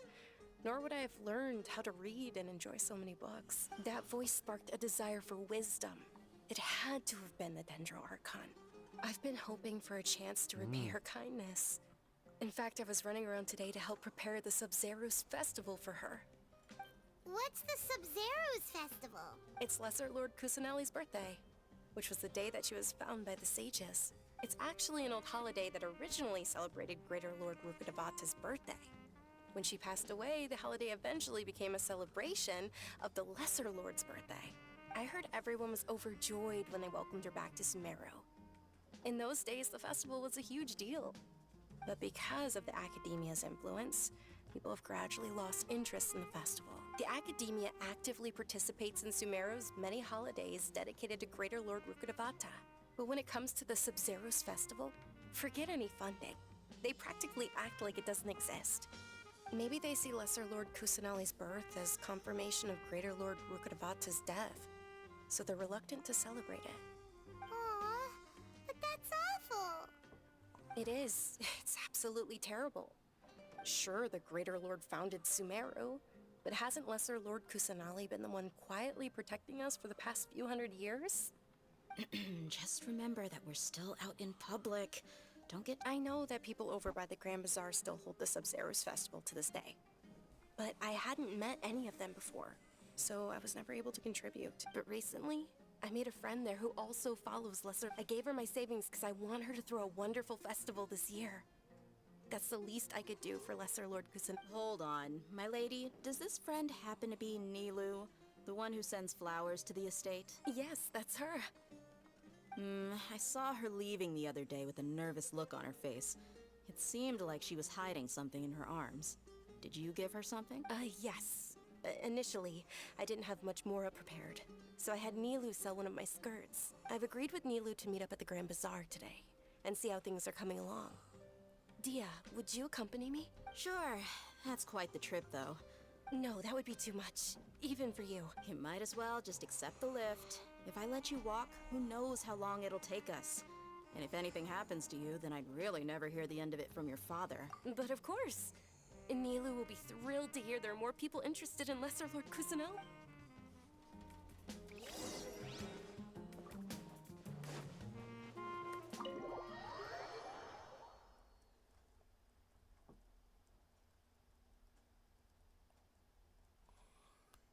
Interesting.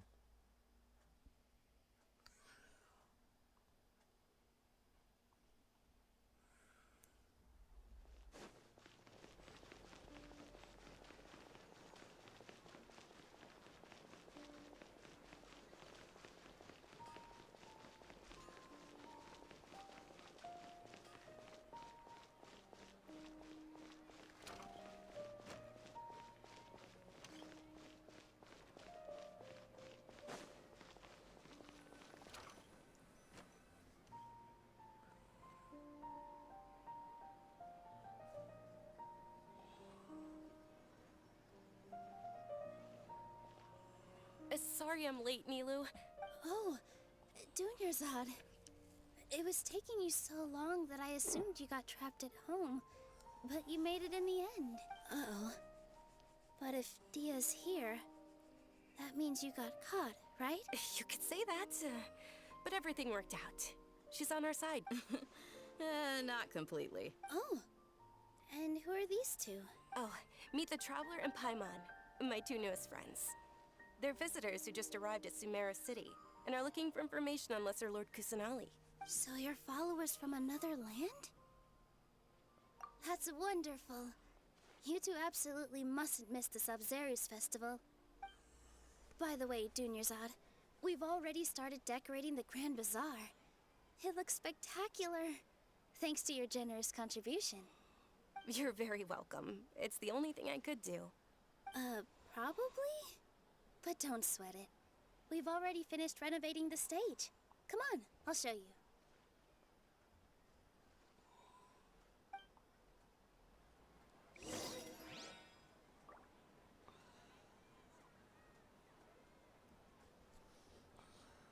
Interesting. Wow! This place is amazing! Not bad. Last time I was here, the stairs were full of holes. The stairs were nothing. A little while ago, we discovered that the tree above the stage had a huge chunk of bark ready to fall off. Mr. Zubair was worried sick. We reported it to the academia many times, but they never sent anyone to deal with it. We didn't want anything bad happening, so we were going to cancel all the stage performance. Oh, probably because it was the theater asking. The academia looks down on performers like us. They probably think it would be best if the theater closed down completely. We can't let that happen, though. Not only would everyone involved in the theater go hungry, but then we wouldn't be able to hold the Sabzerus festival anymore. Thank the Dendra Archon for Dunyarzad. But the more she gave us, we hired someone to patch up the tree, and we also gave the stage a much-needed makeover. The stage is going to be even prettier when it's festival time. I can't wait for you to see it. And I can't wait to see you on the stage. You've been practicing so long already. It's almost time for your dream to become reality. It's our dream. I'll do my best for the two of us. Nilu, what are you gonna be doing at the festival? She'll be dancing the dance of Sabzerus, the most important performance at the Sabzerus festival. Dunyarzad, have you told him the origin of this holiday? I only told them about the Greater Lord and Lesser Lord so far. Okay. Then I'll tell you two about how this holiday came to be. According to legend, the Sabzerus festival was originally the Goddess of Flowers' birthday celebration for the Greater Lord. A long, long time ago, on one of Greater Lord Rukkhadevata's birthdays, her friends threw her a celebratory banquet. Some of the gods got drunk. One started playing music, and the Greater Lord started singing, so the goddess of flowers began to dance. As she danced upon the grass, countless beautiful padisaras began to bloom wherever she stepped. Those brilliant purple flowers became her dazzling stage. All the gods clamored, "Oh, if only time could stop at this very moment." Of course they did. When people mention the gods, they always think of the Archon War. Although they aren't around anymore, they're preserved in our tradition of dance. This outfit I'm wearing is apparently based on how the Goddess of Flowers looked. Though we're just tiny people compared to the divine, we still have to do our best to make sure that the birthday girl feels loved on her special day. Nilu, you of all people will definitely be able to convey our well wishes to the Dendro Archon. I also noticed that you went the extra mile and scattered padisaras around the stage. They symbolize the Goddess of Flowers, after all. It's just a shame that all the real padisaras went extinct after her death. Yeah. The Greater Lord brought forth padisaras in memory of the Goddess of Flowers.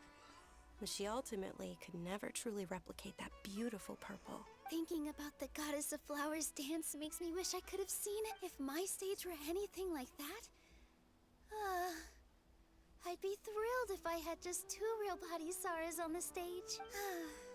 So, Traveler in Paimon, what do you think?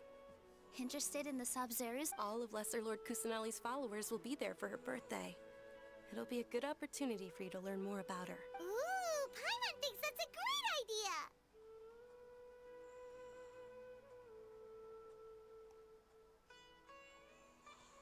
Of course Paimon wants to watch.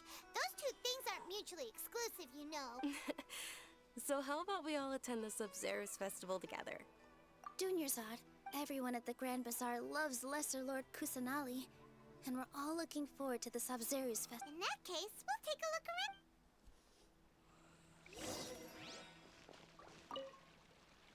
Whoa! Did you know that the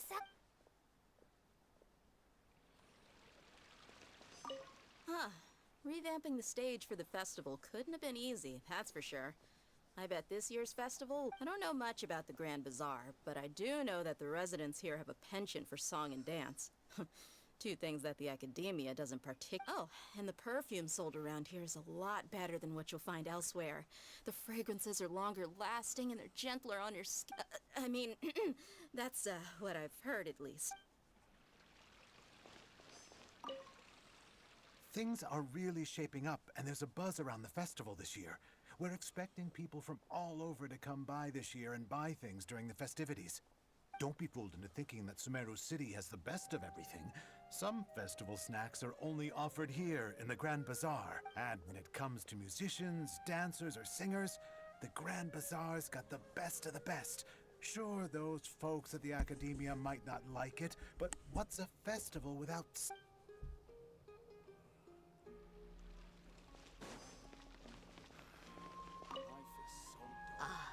Dancing at the Sabzerus festival. You know, I also danced when I was younger. As a child, I even asked my grandmother why we performed the dance for the Lesser Lord when it was originally done to honor the Greater Lord. My grandmother said that Greater Lord Rukkhadevata is a beloved deity and honored by all. And Lesser Lord Kusanali is too. If the Goddess of Flowers ever knew Lesser Lord Kusanali, then she would certainly have wished to be her friend and hold celebrations for her too. The Sabzerus festival has been losing its appeal over the years. That is, until a wealthy benefactor stepped in this year and brought the festival back to life. I heard she forked out a lot of mora.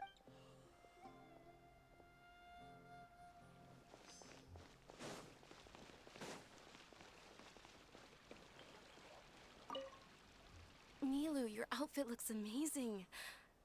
There's also... I thought I'd add a little extra pizzazz to my dress for the festival. Wow, did you sew? Uh-huh. Sewing is a fundamental skill for everyone in the theater company because we make all our own costumes. Did you know that Mr. Zubair not only can make costumes, but... I've noticed that you can't keep your eyes off this crown. Would you like to try it on? May I? Of course. The legends say that the goddess of flowers had beautiful horns on her head, so this crown was made to reflect that.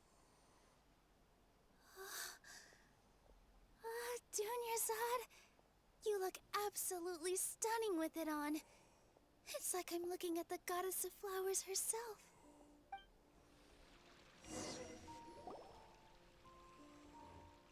Hey! Is that who Paimon thinks it is? It looks like Catherine.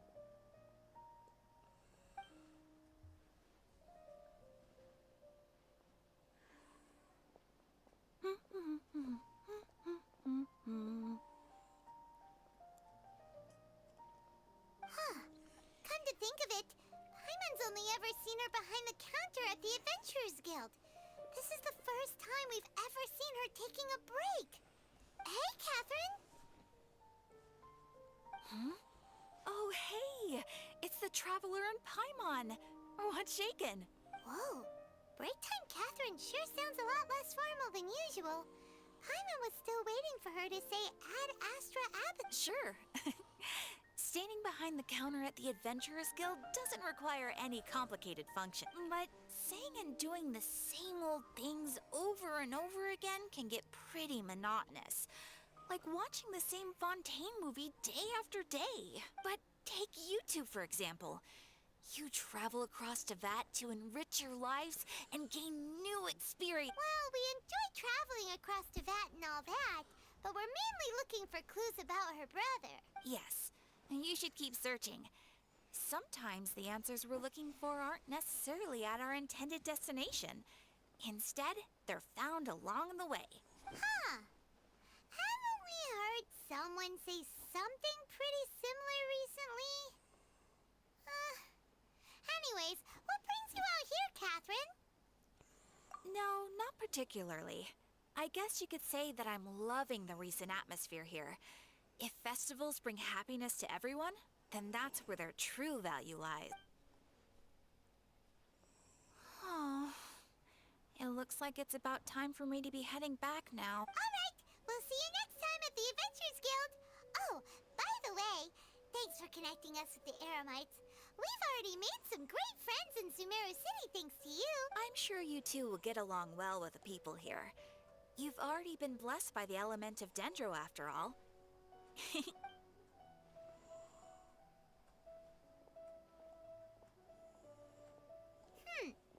There's something really different. Hey, Traveler. Paimon. Oh, hey, Dia. What's going on? I've got something to tell ya. My lady knows you're looking for ways to meet Lesser Lord Kusanali, and she's been trying to come up with a way to help you. Well, I have an idea that might... Are you serious? We'd love that! It might not necessarily pan out, so don't get your hopes up too much. I'll need to take you two somewhere and ask someone some questions.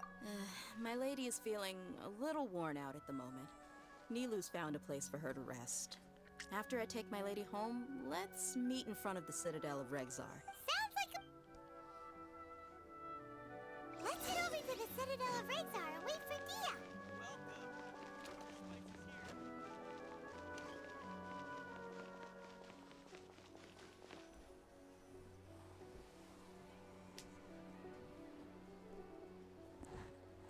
Sorry, I'm late.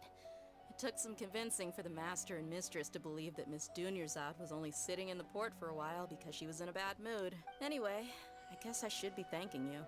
I haven't seen Miss Dunyarzad that happy in a long time. If it wasn't for you two, she probably would have been caught and You sure sound a whole lot nicer than when we first met, Dia. Who would have thought you had such a soft spot for... It's called being a professional. I'm a bodyguard, and I work for whoever's paying. Look, Dia's blushing. Ugh, listen, you two. I don't expect to be working for Miss Dunyarzad very long, but I hope to finish things on a positive note if possible. Let's cut the chit-chat and head into the Citadel. We'll see if the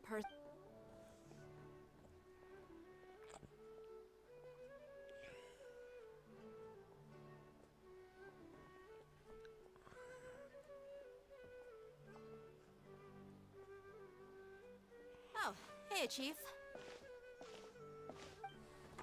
Ah, Dia. What What are you doing here?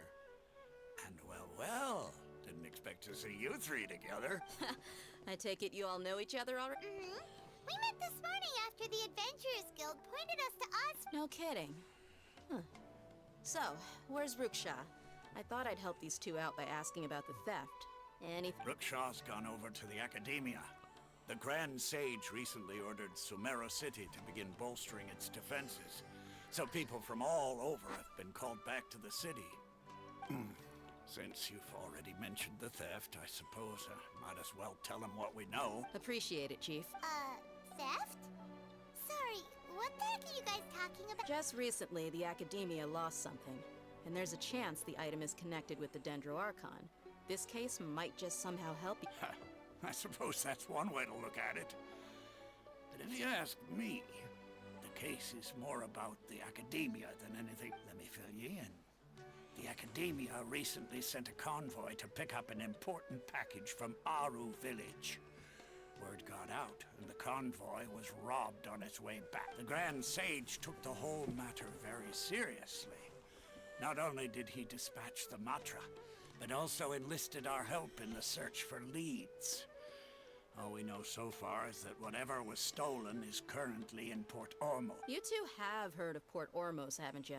It's the largest commercial port in all of Sumeru. You can travel there by leaving Sumeru City and heading south. The Academia's grip isn't long enough to reach all the way to Port Ormos, so this... Apparently, well, if you're interested, maybe you could head to Port Ormos and ask around yourselves. If you want my advice, try introducing yourselves as... Are you serious, Chief? All the Academia students are in Sumeru City, you know. Why should they pretend to be students in Port Ormos?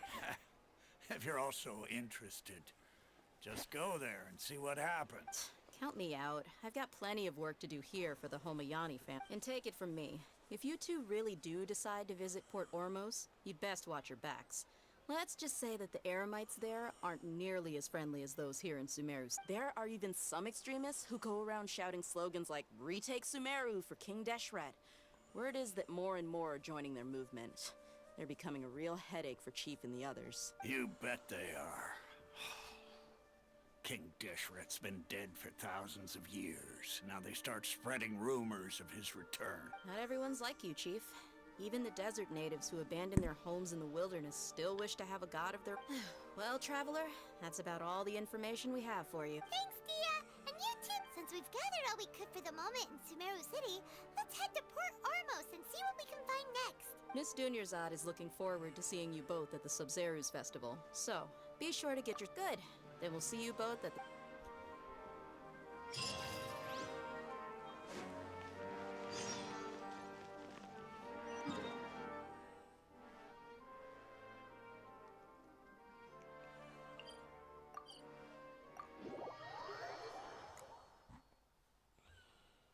Thank goodness for unlocking all the plays earlier.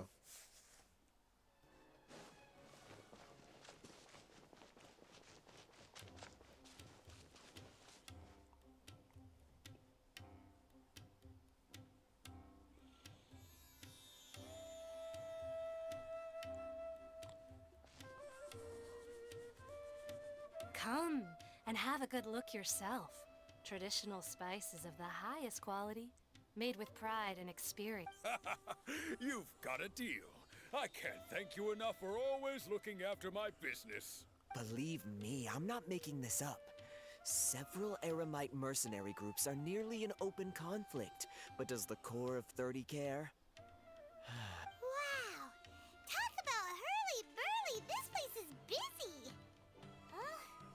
Guess that's only to be expected for the largest port in Sumeru. Ooh. Let's get our bear. We know that whatever the Academia lost is related to the... Osfun told us to try posing as Academia students while asked Paimon doesn't get it. Won't we look even more suspicious going around saying we're Well, give it up.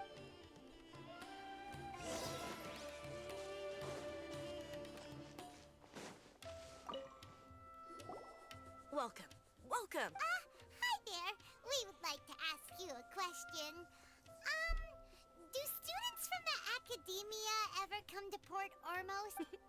Of course. especially around this time of year. Students from Sumeru City that are about to graduate often come to Port Ormos to cut loose a little. Many people often talk about how hard it is to get accepted into the academia, let alone graduate. But those who finish their studies and go on to become full-time researchers at the academia have it even harder. Sure, we may not be Sumeru City, but Port Ormos offers beautiful scenery and a stress-free environment.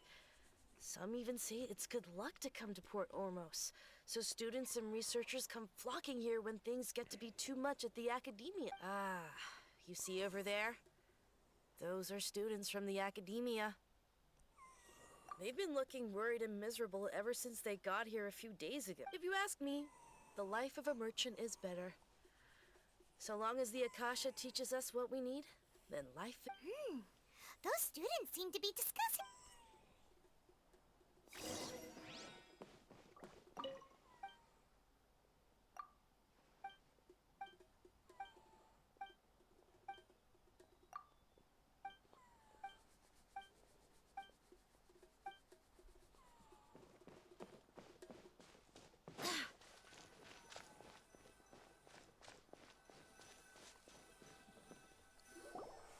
It's no good. I've tried asking around, but I haven't been able to learn anything useful. Not to mention that a bunch of scary-looking Eremite mercenaries have been posted along the streets now. There's been a lot of fighting between the different Eremite factions in Port Ormos. If we choose to move on our own, then it would be wise, especially the group that's constantly shouting some stuff about King Deshret and some resurrection. I've even heard that the Citadel of Regzar is starting to get fed up with them. What was that group called again? Ein something or other? They're called Ein El Akhmar. Today, I heard that the thing we're after might be in their possession at the moment. Wait, come again? Don't you see? Many of the Eremites in Port Ormos deal with trading this. They're usually pretty wary of outsiders, but not so with students of the academia. It's because the kind of goods that students are looking for aren't the kind of goods that Eremites are after. As long as they know you're a student, then deals can be made. I've heard that Ein El Hakmar likes to set up shop at the Jafar Tavern. Supposedly, if you're willing to part with 500,000 Mora, they'll give you info on anything. Wait, did you say 500,000? If information alone costs that much, then how could we ever afford to buy what we're looking for? I guess we might as well give up on trying to graduate. I wouldn't worry too much. Our field of research is very niche. Who else could possibly be after that kind of shady knowledge? Well, I guess that makes sense. Then the only thing left for us now is to find a way in. Why don't we all just pool our money together and pay for the information? Whoa! Did you hear that? A niche field of research and shady knowledge? So, what's our plan?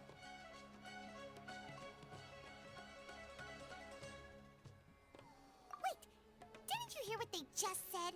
Buying information is going to cost us oh, dumb.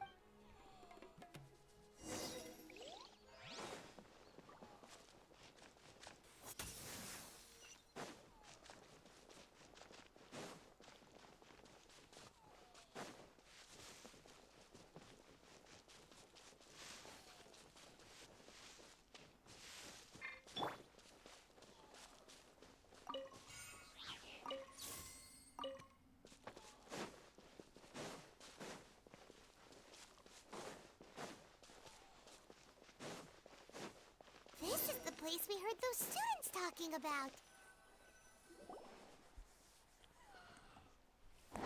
Oh, you've arrived. Please, take a seat. So, they think that they can go toe-to-toe with the boss? Ha! Once we reclaim the power of King Deshret, they'll be the first. They're nothing to be afraid of. Our main rival now is the Caracal Battalion. They've also amassed a significant amount of Mora this time, so we mustn't... How can the Caracal Battalion compete with the boss when they're nothing but a bunch of money-grubbing opportunists out for a quick Mora? Yeah, with boss's fervent devotion, he'll be able to use this power to bring our god back this time. Huh. All these guys talk about... Greater Lord Ruka Devata. That traitor and her followers must not be spared. The day will come when King Deshret exacts vengeance on Sumeru, and all of them shall be punished. Yeah, Paimon was wondering what they meant too. We should ask about that if we get the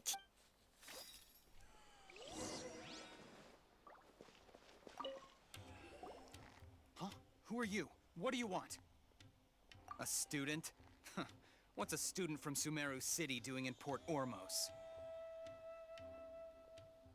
Ah, well, if it's info you want, you've come to the right place. The question is, can you afford it? Paimon can't stand to see so much more go. But there's... Here, this is the merchant's address. Whatever you're looking for, you'll find it there. Hmm? Well, what are you waiting for? Oh, that's right! We heard you mention King Deshret just now. We're actually interested to know more because we're, archaeology students! Fine. Since you've already handed over the Mora, I guess I can throw in a little extra info. As you can see, members of Ain al-Ahmar are devout believers of King Deshret. Years ago, King Deshret founded the great desert nation that was our homeland. It was an advanced civilization, far beyond anything you'll see in present. King Deshret was the rightful god of wisdom. So, Greater Lord Ruka Devata, yes. That shameless wretch destroyed King Deshret's civilization. And our ancestors were forced to flee to this land, where we were made to suffer the tyranny of our enemy. Furthermore, she conspired with the Academia to cover up the truth of her actions, and create the merciful and benevolent facade for which she is now known. Ugh, just thinking about it, sick. But the story doesn't end there, oh no. King Deshret isn't truly dead. The voice of the Oracle has been heard in the desert, prophesying his resurrection. Mark my words, our god shall return. If what I'm saying makes you shiver with fear, it might not be too late for you to become a believer of King Deshret. I don't have anything to say to you Academia people about that. I think this conversation has Not just yet. This man is a fraud. Huh? You again? Deranged Academia. Yes, it's me again. I already warned you that if you weren't willing to sit and discuss things with me, I'd take measures to make things uncomfortable for you. Listen to me. That address he gave you is fake. Or at least, you won't find a merchant waiting for you there. This group has been boasting all around that they can provide information on a certain item as a means of luring people into their Once you show up, they keep up the act until they have hard evidence that you want to purchase said item. Then they use that to squeeze you for all the more you're worth. Hey! Shut it all, Hatham! What are you playing at, trying to ruin our business? I told you the other day. I wish to Ha! The boss made it perfectly Yes, and in no uncertain term. I'm warning you. Don't push us. If you're suggesting that we escalate this from a verbal exchange to a physical one, I accept. After all, even the Archons used war to negotiate the ownership of Teyvat. If, on the other hand, we can't agree on any means of negotiation at all, then I'm afraid my next course of action will sting a little more than the mere falling through of a few I will jeopardize the Eremite's reputation, which I know you value above all. I am quite confident that if I began to take such action, your boss would willingly approach me himself. However, I fear that by then, some things will have happened that cannot be undone. Also, a word of advice. I suggest you tell your boss exactly what happened here today. Otherwise, he might blame you for not telling him. What did you consider this? Have I ever failed to follow through on my word in the past? This guy is really out of his mind. Okay then. If you really have a death wish, let's meet a week from today. The pier in front of the Pharos Lighthouse, 4 o'clock in the afternoon, sharp. Don't expect us to hold back. Not so fast. First, you return the 500,000 Mora to them.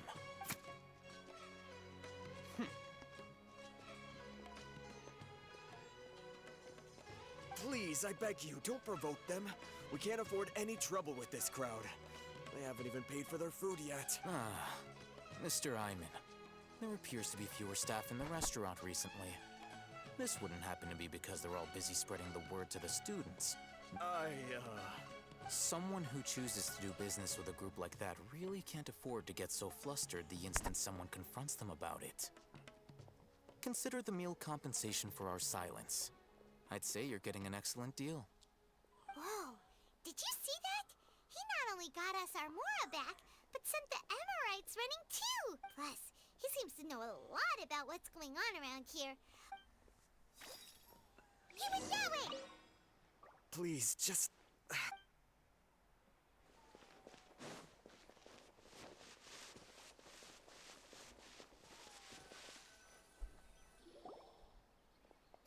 up! It's Al-Haytham, right? What do you want? No need for thanks. My goal was to get to them, and you two gave me just the opportunity I needed. We're even. Oh, I advise you to keep your distance from them. Since they weren't able to make off with your Mora in the end, they might harass you again in the future. All right. Goodbye. Hold your horses! We still have something to ask you about! Since you tore through their scam right in front of them, you must know the real story about certain something, no? Who exactly are you two? And why are you inquiring about that? A student. Right. Look, you should know that those thugs conducting business with you had nothing to do with your lie.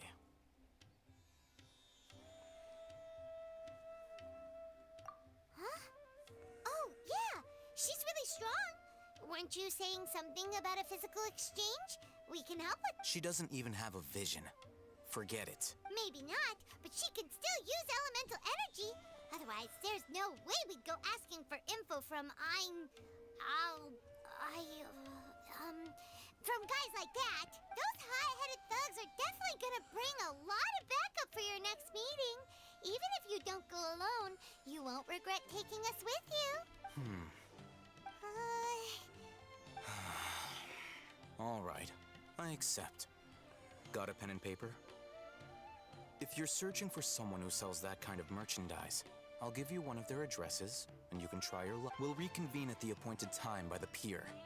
It doesn't matter. So, since you were happy to give us this merchant's information, does that mean you can tell us exactly what we're after? You were willing to part with 500,000 Mora for something and you didn't even know what it was? Okay. Well, if you truly are as skilled as you claim, then you can beat the answer out of them when they become hostile. Look, if you've been making inquiries, then you have to know something by now. Tell me what you know so far, so I don't waste time repeating information. We know it's connected to the Academia somehow, and that not only do the Eremites deal in it, but some students want to get a hold of it too. You know almost everything there is to know, but you're unable to compile this information because you've never seen the object before. This is what you've been looking for. Huh? Paimon can't tell what it is. It looks like some kind of ornament. This is a knowledge capsule. To put it simply, it's a vessel that can store a fixed quantity of canned knowledge. It's like a miniature Akasha. Anyone who links it to their personal Akasha terminal instantly becomes privy to its contents. Correct. Anyone. Unlike the Akasha, which heavily regulates who can access what information, knowledge capsules confer their contents without any requisites. That's amazing. It's essentially a convenient and harmless vestibule for knowledge. Unfortunately, it's illegal in Sumeru to privately possess or trade them. They were created as a means for scholars to transfer knowledge gained from Irminsul into the Akasha, and are intended to be destroyed immediately after use. But despite strict regulations, some of these knowledge capsules will always escape destruction. After all, there will always be those in this world who are dissatisfied with life as designed for them by the Akasha and wish to change their fate. Over the past century, a wide variety of canned knowledge has been leaked from the Academia. Now, in Port Ormos, the valuable ones are a means to Mora for the Eremites. Meanwhile, those which the Eremites deem to be useless to them occasionally prove useful to the common citizens and hapless Academia students. Well, I think that about sums it up. Ah, so that's your true objective. With our current arrangement, I don't believe I can offer an answer. You're still resolved. Fine. Let's talk somewhere.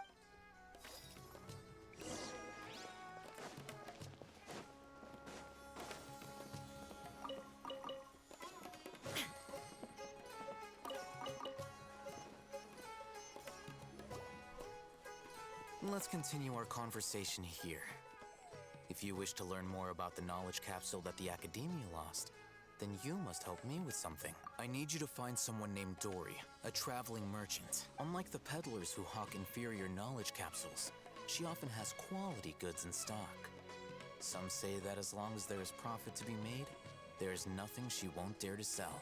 She's guarded against people from the Academia because most of her wares don't comply with Academia. I think she blacklisted me.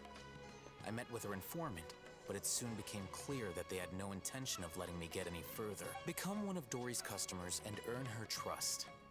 This is my condition for further. Why do you want us to meet with her? Until you complete this task, you don't have question privileges.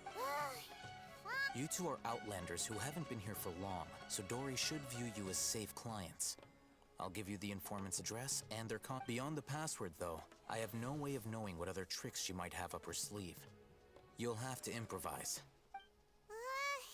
This is kind of nerve-wracking. The true challenge begins after you meet her. She has a keen nose for Mora and a shrewd eye for wares, and she only likes customers who she deems to have good taste. I'll prepare some funds for you. Buy her highest quality wares and earn her approval. What? We only just saw a knowledge capsule for the first time. We don't know how to tell which ones are good and which ones are bad. Is that something we can learn quickly? That's true. Have you two heard of elemental sight? Oh, that's a surprise. Guess I'll have to hold you in higher regard. Anyway, that ability should resolve.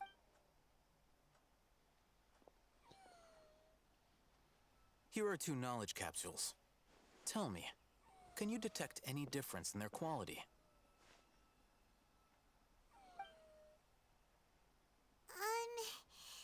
They look the same to...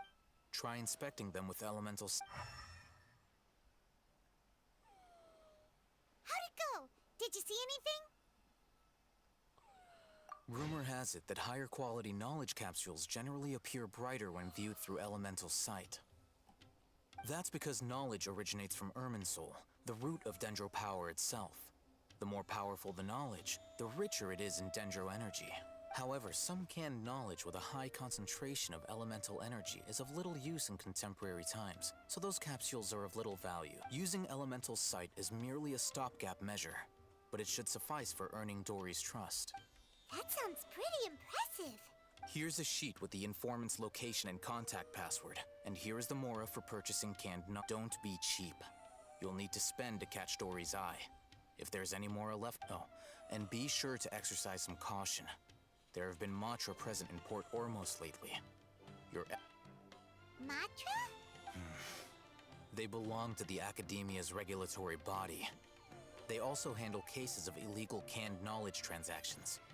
Like I said, the Academia has banned both their trade and possession. The Matra are razor sharp. You're in for nothing good if they lock their sights onto you. If you two want to back out, now's the time. Okay, then we have a deal. If you succeed in your dealings with Dory, come find me at the Wikela Funduk. We'll have... Looking at what Al-Haytham wrote, Dory's informant is a traitor near Old Ormos. Let's follow these instructions and try to get in contact with him. Hello. What are you two looking to buy?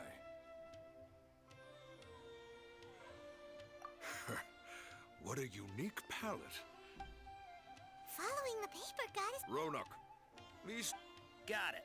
You two, please follow me. You two have a fascinating fashion sense. We haven't seen a customer wearing a Sumeru rose for quite some time. Hold on. Let me think. Sumeru rose means common merch. No, look again. We're obviously wearing morning flowers. Ah, my mistake. I do apologize. Whew. That pop quiz sure was scary. The warehouse is up ahead. Please follow me.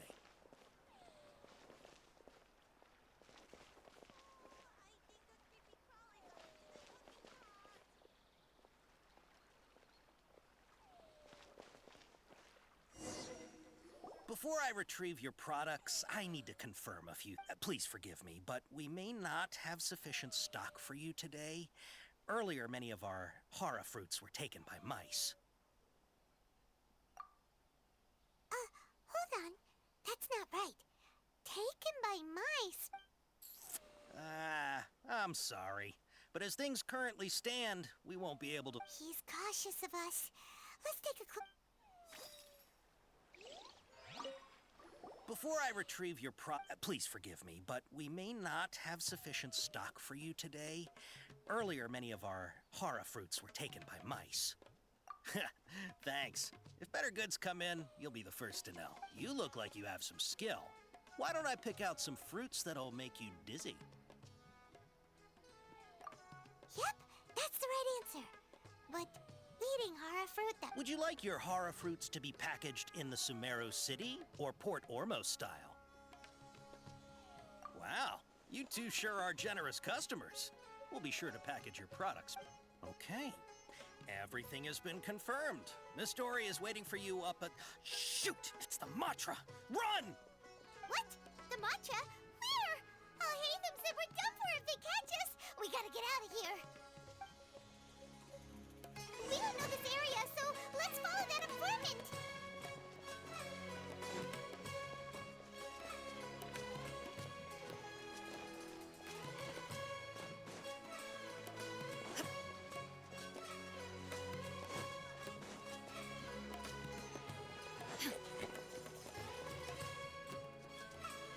He ran that way.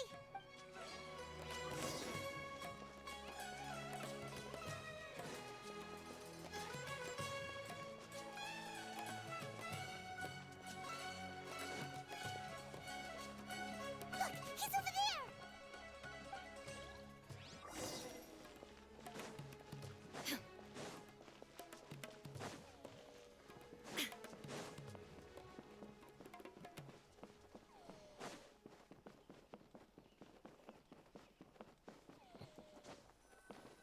Hey, if you're hiding from the Rishbaland tiger, come this way. Another password. Huh? Oh, that foot. Here, over here. You can stop running now.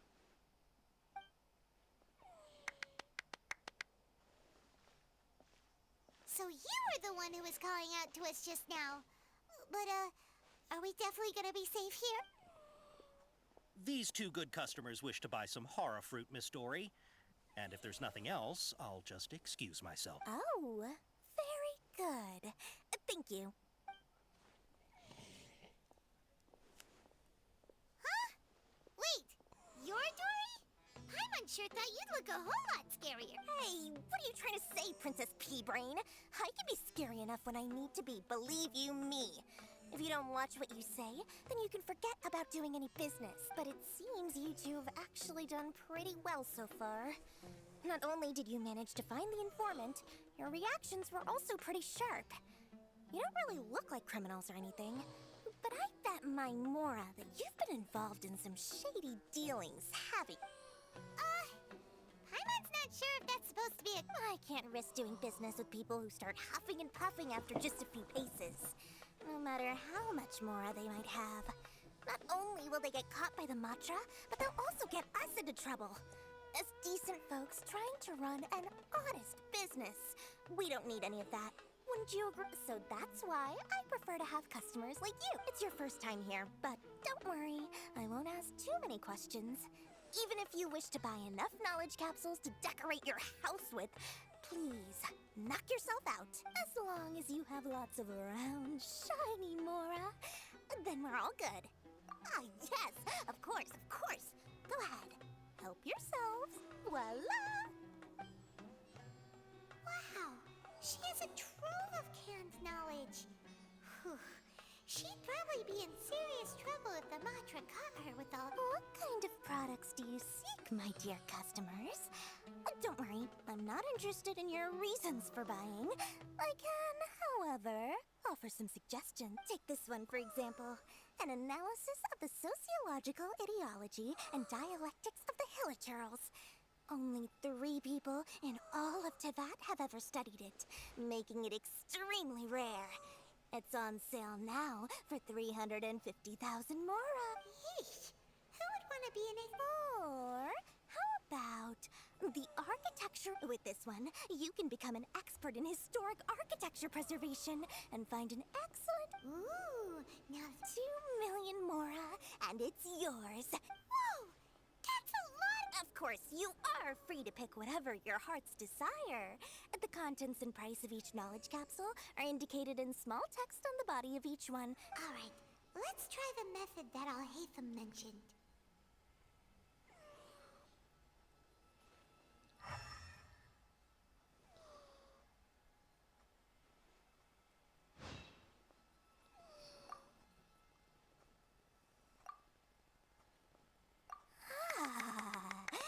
You've really got a good head on your shoulders, and quite the eye for quality.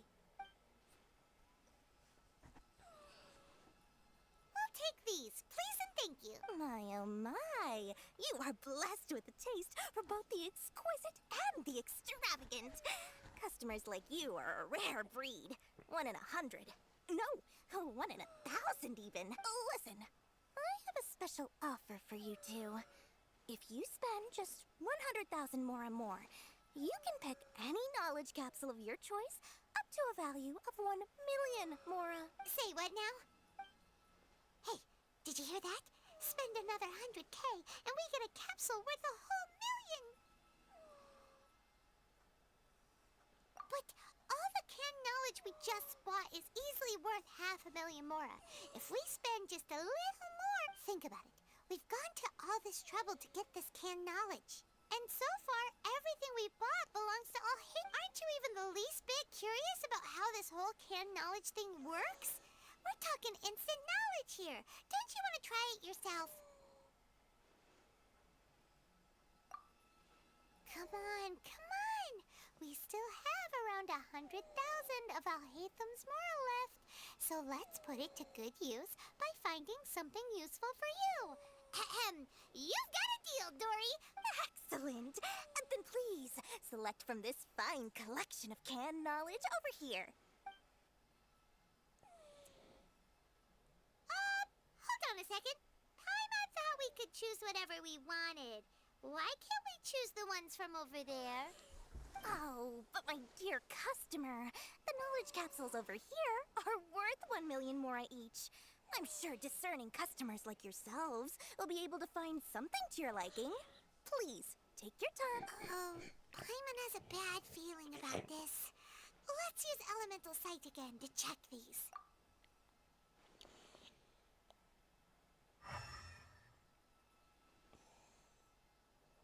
So, what did you see?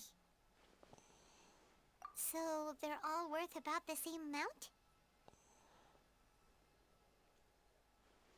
Well, anyway, the mora's already been spent, so let's at least try to find something useful. Let Paimon take a look here. An introduction to traditional Sumeru brewing techniques. The art not sure we'd ever find volumes 1 through 7, but at least this knowledge should be useful, right? Let's go with this one. Dory, we'll take this one. All right, very good. I'm expecting some new goods in the next couple days, so be sure to check back again soon. Whether it's canned knowledge or anything else you need, bring your mora to Dory and doors will open. Our dealings with Dory went smoothly. Please. Hopefully now he'll finally tell us about what the Academia lost.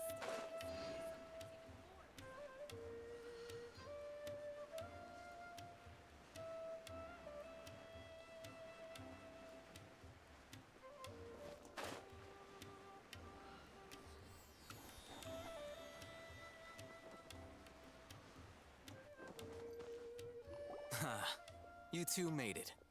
And from the looks on your faces, you were successful. Whoa, there's so many people from the Academia here. Why would you pick this place as our meetup spot? Well, Wikela Funduk is under the Academia's control, so naturally the Academia has people working here.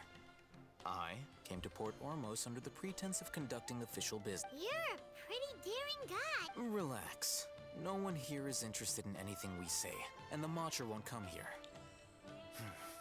Okay, now, tell me how your encounter with Dory went. Okay, we did what you asked. So, can you tell us about the knowledge capsule that the Academia lost now? Before that, I have to ask, why are you two so intent on tracking it down? You don't have to answer, of course. Yeah, she just wants to meet the God of Wisdom and ask her about something important. We've been in Sumeru for a while now, but we still haven't found a way. When we heard that the Academia had lost something that might be related to the gods, we came here in case it turned out to be our lucky break. In that case, you're on the right track. A short while ago, the Academia lost a knowledge capsule in the desert. It's supposedly a divine knowledge capsule. Use it, and you'll gain the wisdom of the gods. Wow, there's really such a thing as that? Hey, if we find it, do you think we could learn how to meet the Dendro Archon? Ooh, or even how to find your brother? I highly doubt it has any mystical properties, but it does indeed exist. And it's right here, in Port Ormos. So, where exactly? That's what we need to find out next. I won't deny that. I am investigating because I'm curious as to what the Divine Knowledge Capsule As you know, the Eremites in Port Ormos also have their eyes on it. It is an extremely precious item. The knowledge contained within may bring great power or wealth to whoever has it in their... Several brigades have been vying for ownership of it as of late, but there is still no victor. My personal finances and connections cannot compete with those of the Eremites. After attempting various methods, I finally managed to reach a tentative agreement with several brigades. I agreed to forego ownership of the Divine Knowledge Capsule in exchange for the opportunity to study it. After all, there's no harm in understanding what it is. However, there are those who are less amenable to negotiation, such as those from Ain al-Akhm. They adamantly believe that the Divine Knowledge Capsule contains King Deshret's power, and that he will return to this world when they obtain it. They refuse to let anyone from the Academia tarnish their deity's soul. So you kept hounding them because they refused to cooperate with you? Yes. Ain al-Akhmar isn't exactly wealthy, but its members are determined to get that capsule by any means necessary. To that end, they've resorted to many methods more foul than fair in order to amass sufficient funds. So, I've been sabotaging their business to force them into negotiating with me. The Divine Knowledge Capsule should be up for a secret auction within the next few days. Each brigade will place their own bid, and the prize to ensure the capsule's security and to evade the Matra's notice. The winning brigade will not publicly disclose their victory. Unless I know whose hands the Divine Knowledge Capsule ends up in, my agreements with them will fall through. Dory is the most reliable source of information, but that avenue was previously closed to me. With you on board now, the situation is different. In other words, you wanted us to befriend Dory so you could find out where the Divine Knowledge Capsule is. Yes, you can say that. But this arrangement harms none of us. The day after tomorrow, go back to Dory and try to purchase information on the Divine Knowledge Capsule's whereabouts. If she has no information, wait 2 days. If I get the opportunity to study the Divine Knowledge Capsule, I will relay my findings to you. Will that suffice as compensation? Okay, then what? Alhaitham, before you go, we actually bought a knowledge capsule for ourselves, but we're not sure how to use it. You two want to try using a knowledge capsule? Sure, I can teach you. Doing so right under the Academia's nose is a bit problematic, though. What do you say we head to the outskirts of...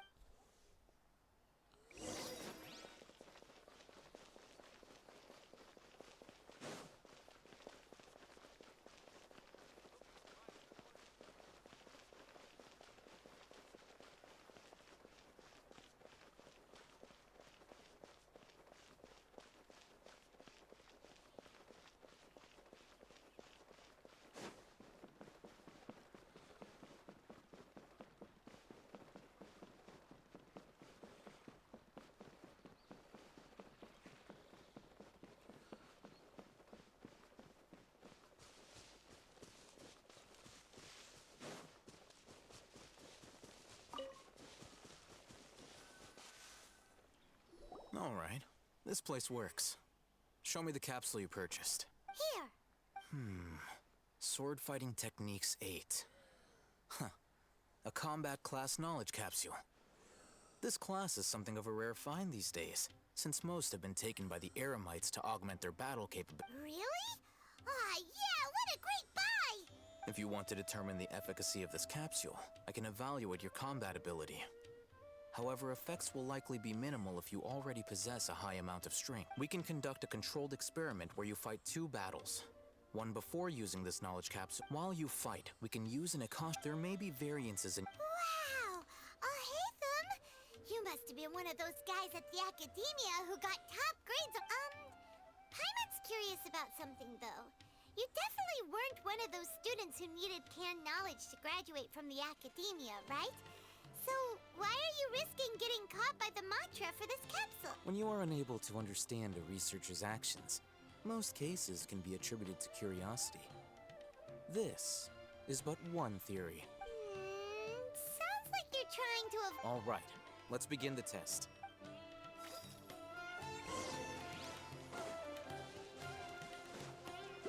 Shine down! Ha! Hey there!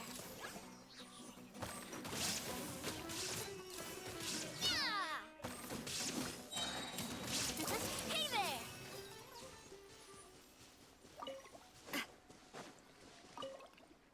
All right. A link. The next step is to hold it in your hand.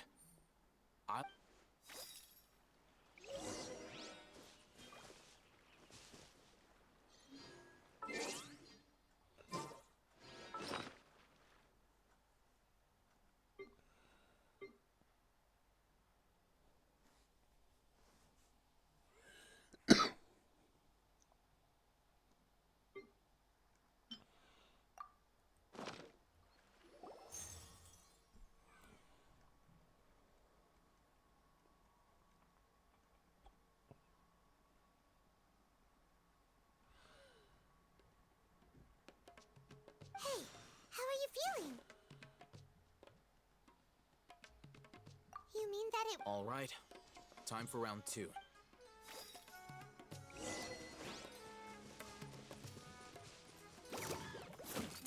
Hey there!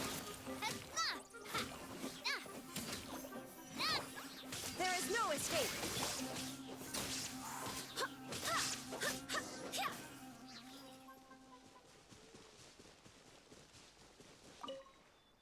Now, I'll start recording. Ahitham, Well, the knowledge capsule you purchased did improve her combat capability. During the second fight, her overall fighting performance increased by 0.073%. wait, how much?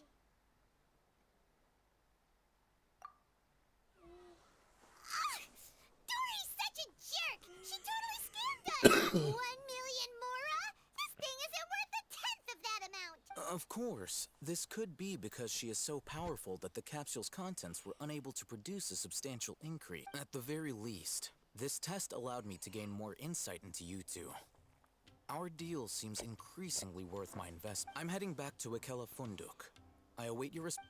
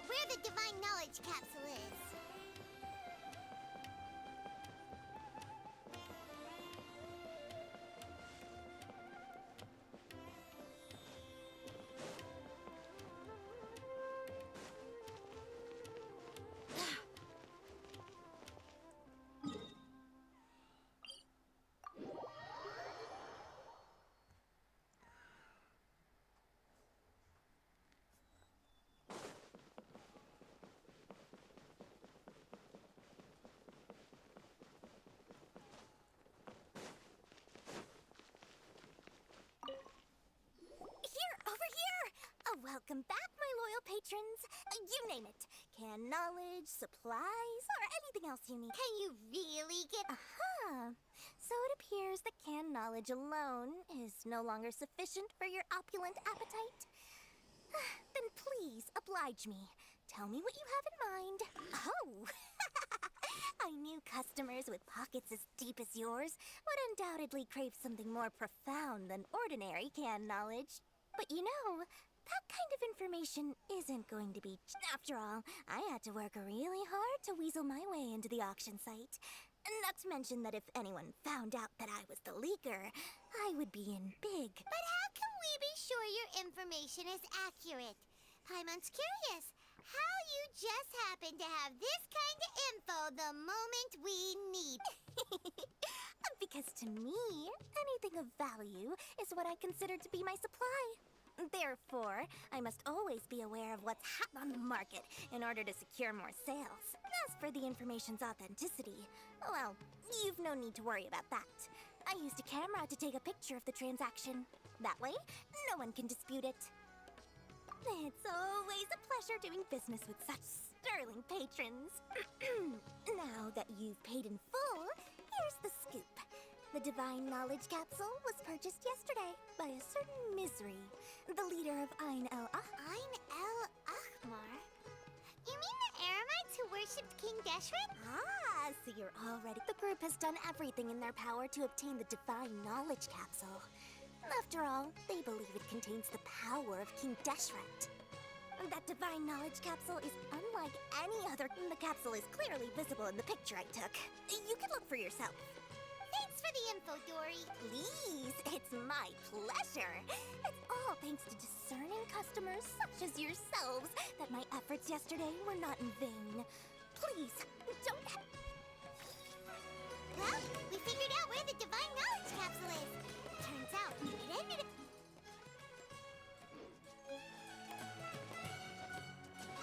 Let's head back and talk to Al-Haytham.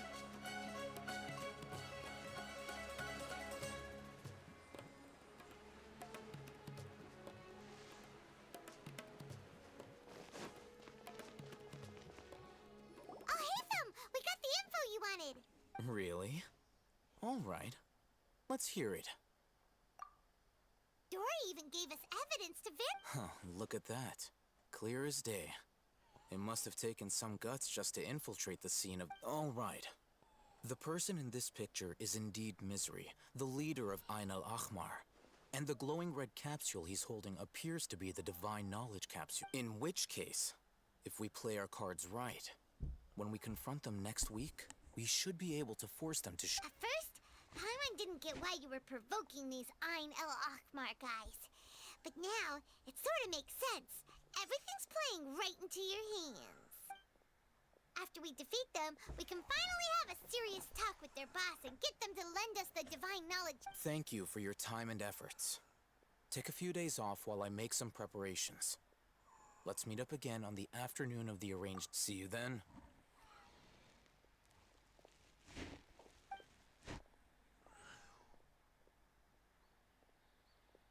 Al-Haytham sure is taking his time. Where could he be? Oh, there he is. Sorry to keep you waiting. Let's... Yep, look.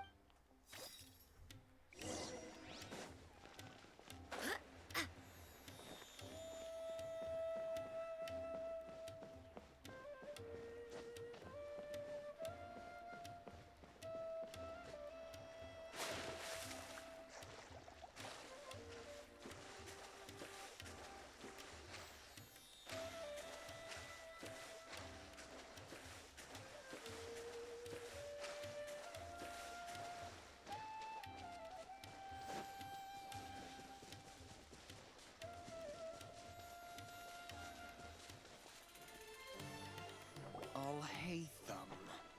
I knew you were crazy, but I didn't know you were crazy and... It was I who demanded that these negotiations take place. I was more worried that you might go back on your promise. But to your credit, it appears this is turning into quite an occasion. I also brought some backup. I assume you don't mind. Backup? Aren't you the brat from the restaurant the other day? You've come to support this lunatic? I'm not going to mince my words. Once we're done with you, you'll be nothing more than fish food. Get 'em, boys! Uh-oh, here they come. I swear by my sword! Illusion shattered! Inazuma shines eternal!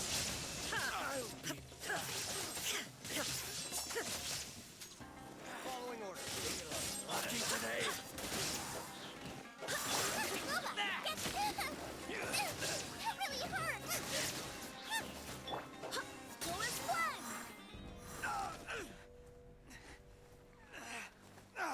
Academia scum!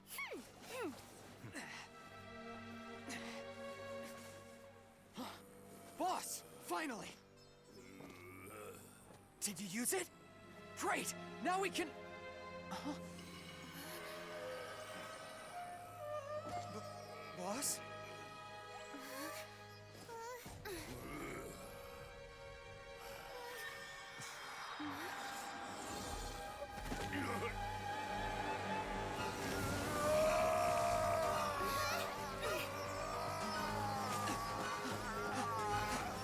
Boss! Boss! What's wrong? What happened to him? We have to cut his Akasha connection, now.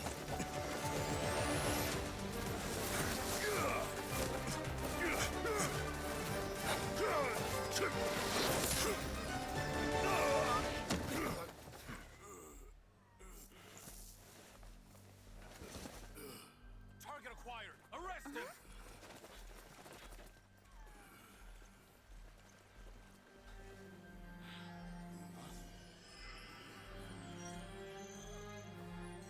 Do not impede our work. Is that understood, Al-Haytham?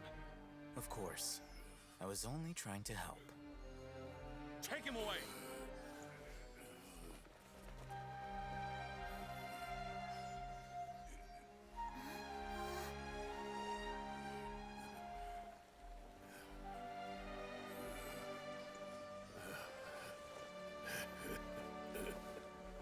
World, forget me.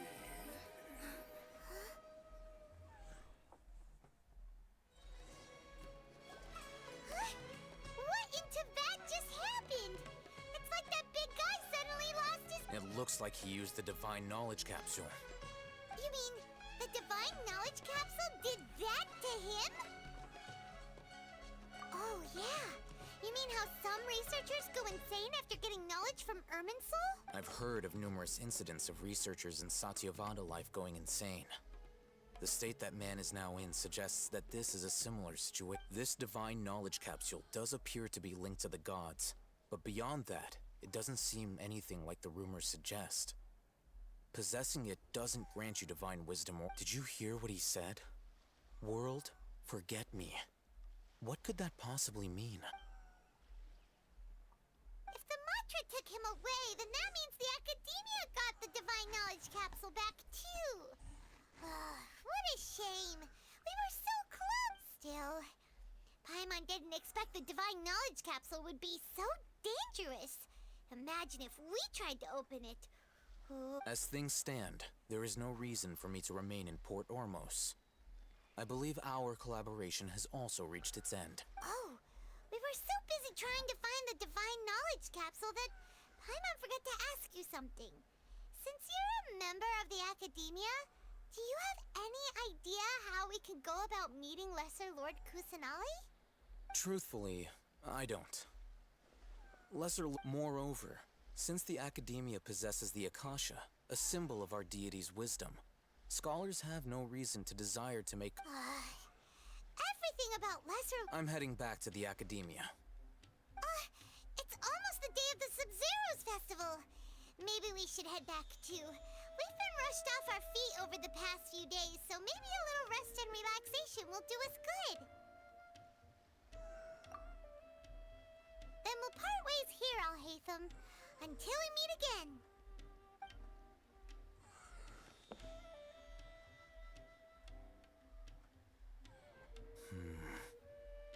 Now, do I deal with this thing first? Or should I produce the report that the higher-ups require?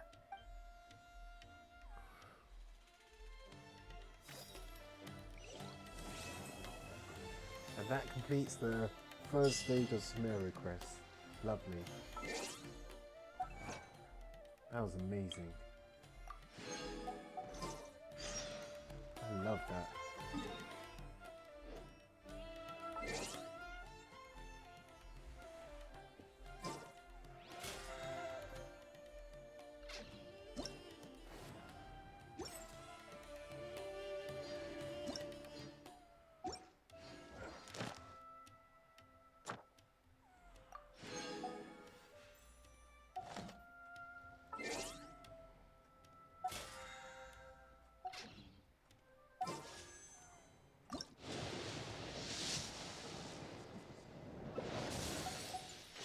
Still wishing for Nihida though, which I'm still unlucky with.